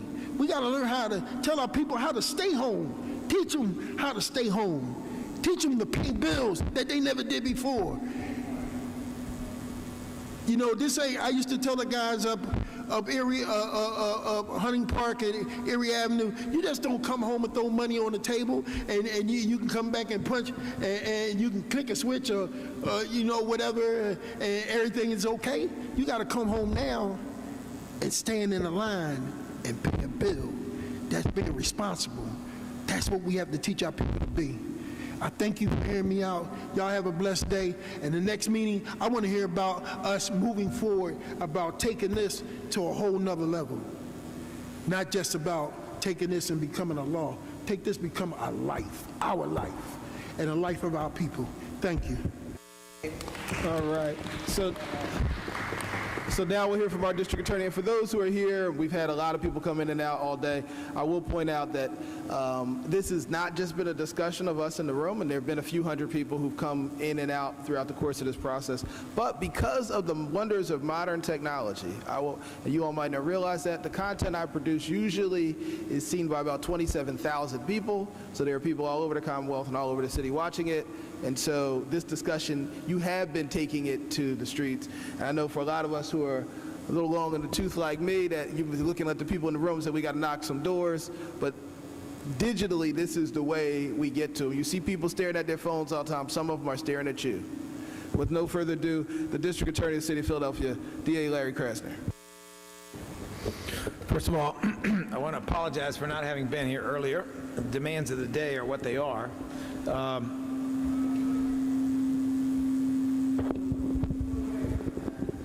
You know that's Putin, right? That's Vladimir Putin doing that? That's what that is. Or his friend in the White House. But anyway, so let me just say this. I know that you've been covering a lot of ground. I didn't have the opportunity to hear it. But I think what you're doing is really important, and it comes at a good time for my office, because just yesterday in our supervisors meeting, we were talking about a vision for the next 4.5 years. And what it is that we can do beyond what has been done.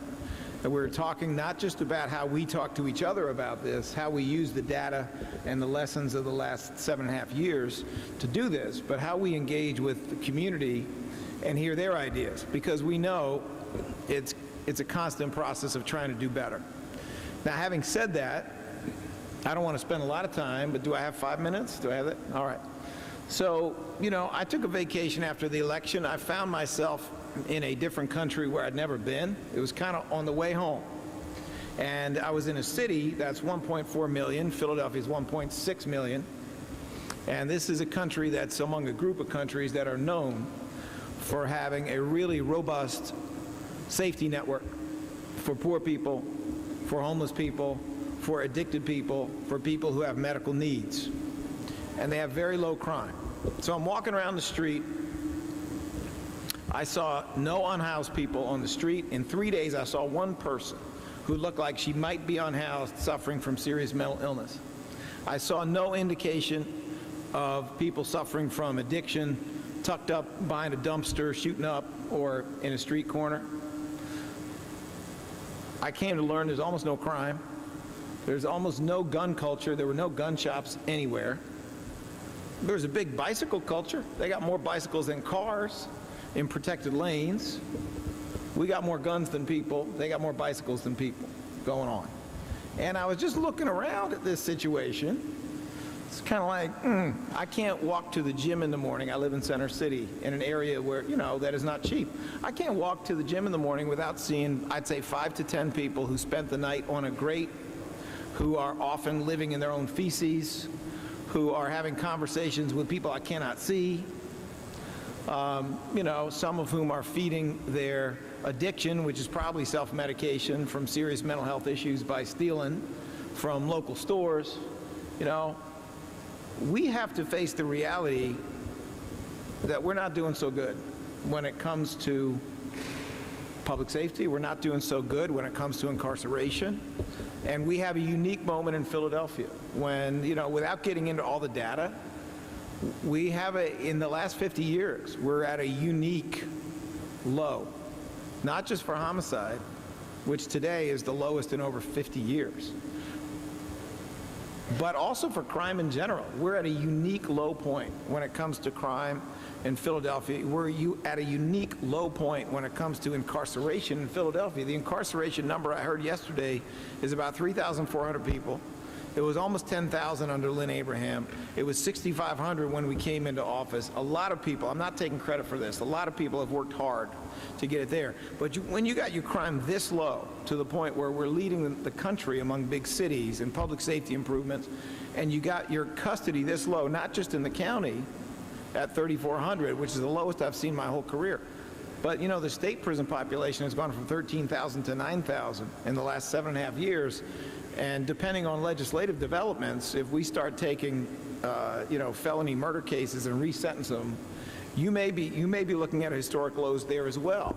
We're seeing safety going hand in hand with freedom. We're seeing freedom going hand in hand with a system that has more integrity, where we're doing more justice. We're making sure that people who go to jail on solid evidence without denial of their due process. And this is happening under the Trump administration.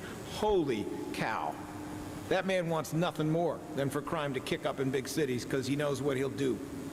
He knows how it helps him with his coded racist language. He knows how it helps him with eliminating legal rights and possibly even bringing in the military to do what he really wants to do. And we all know what that is, right? So we have this moment when my office is trying to figure out next steps. Obviously, the public supports what we're doing. We're trying to have bigger and better partnerships. We already have, I think, very solid ones with the Philadelphia Police, with a lot of federal agencies. Forensics alone and their improvement, in my opinion, have done a lot in a collaborative way to reduce crime. I think that what you're trying to do here, which I understand to include a different approach to incarceration that is much more rehabilitative, a different approach to people coming out of jail, which isn't so much throw them in the deep end of the pool, see if they can swim, when we knew they couldn't swim earlier. It's more like, let's get them on the right path. Sure. You know, this is something that has been done successfully in many countries that are like this country all over the world. They're not identical. All the lessons don't apply, but many of those lessons do apply. I think simply having a state-of-the-art forensics lab, which we don't have, could reduce crime in Philly permanently at the level of maybe 10%. I think in a robust way, addressing the lack of rehabilitation in custody, and also the lack of services, wraparound services for people coming out of custody. I truly believe that could knock it down another 10%. This is the kind of work that could take Philly from its correct reputation as chronically violent to being consistently safe, for good. For good. It could do it. So I applaud the work that you're doing. I'm not saying that to be fluffy. I would love to get all the input that's out there, coming from the community, coming from government, coming from state government. I would love to get all that input and see how we can support it, how we can be part of it, how we can connect to it, because this is the future. When you have a lot more freedom and you have a lot more justice and you have a lot less crime all at the same time, we need to make sure that we don't let up on this. We push it, and I just want to thank you all for the efforts that you are making to make this a reality. And I want to let you know that our door is open. It's always open. And we need to figure out a way to get all of that input coming from you, coming from people you know, coming from people in the street. I've got a little bit of that campaigning just because you talk to a lot of people. They come up one-on-one. They say things that are really significant and interesting. It reorients your thoughts around this. But I want to work with you, and I want to see what it is that we can do. Philly is already, in many ways, according to the media, and they might have got it right this time, a national leader in terms of big city public safety improvement. Every now and then they get it right. So, you know, let's see if we can make sure they are right. Let's see what we can do to continue with that. And that's, I guess, what I have to say, Mr. Senator. Well, look, that was a perfect summary. So I don't have a summary beyond that. Look, District Attorney Krasner summarized what we were, even though he wasn't here, shows how in tune he is with the conversation that is taking place. And so with that, I want to thank Cortez. I want to thank everyone. I'm going to let my colleague in the House of Representatives, Representative Dorisha Parker, have the last word. But with all that, thank you, folks. Representative Parker, take us away. I would like to say thank you for everybody coming to your house. This is your house as far as residents of this area. I always say that when we're in buildings, this is your house and this is the people's house. Thank you to Senator Street. Thank you to Councilman. And let's not make this a one and done. Let's keep pushing it. I can honestly say if it wasn't for today's comments that everyone is saying, that my office would not have received many phone calls because they want to know what are next steps. And these are people that are not calling from this area. They're calling from Lehigh. They're calling from Allegheny County. They're calling from rural areas. So a lot of things that we're saying today that was live streamed, people listened and they paid attention. So now it's more work for us to do because of this event. So I'm looking forward to the next steps. I'm making sure, I know Desmond gave his shout out, but I'm happy that we do have a reentry office in our area that Senator Street and I represent. That's right off of Huntington Park. I'm looking forward to making sure it's right off of Venango Avenue.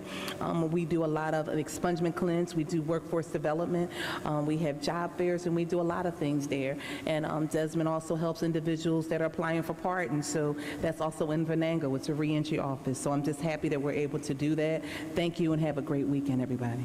Tomorrow, 7 a.m., we have at 7 a.m. to 1 p.m., we're having at Black Men's Health Wellness Day. Anybody out there that wants to come on out, coming out. Today we talked about reform. Tomorrow we talk about being healthy. That's right.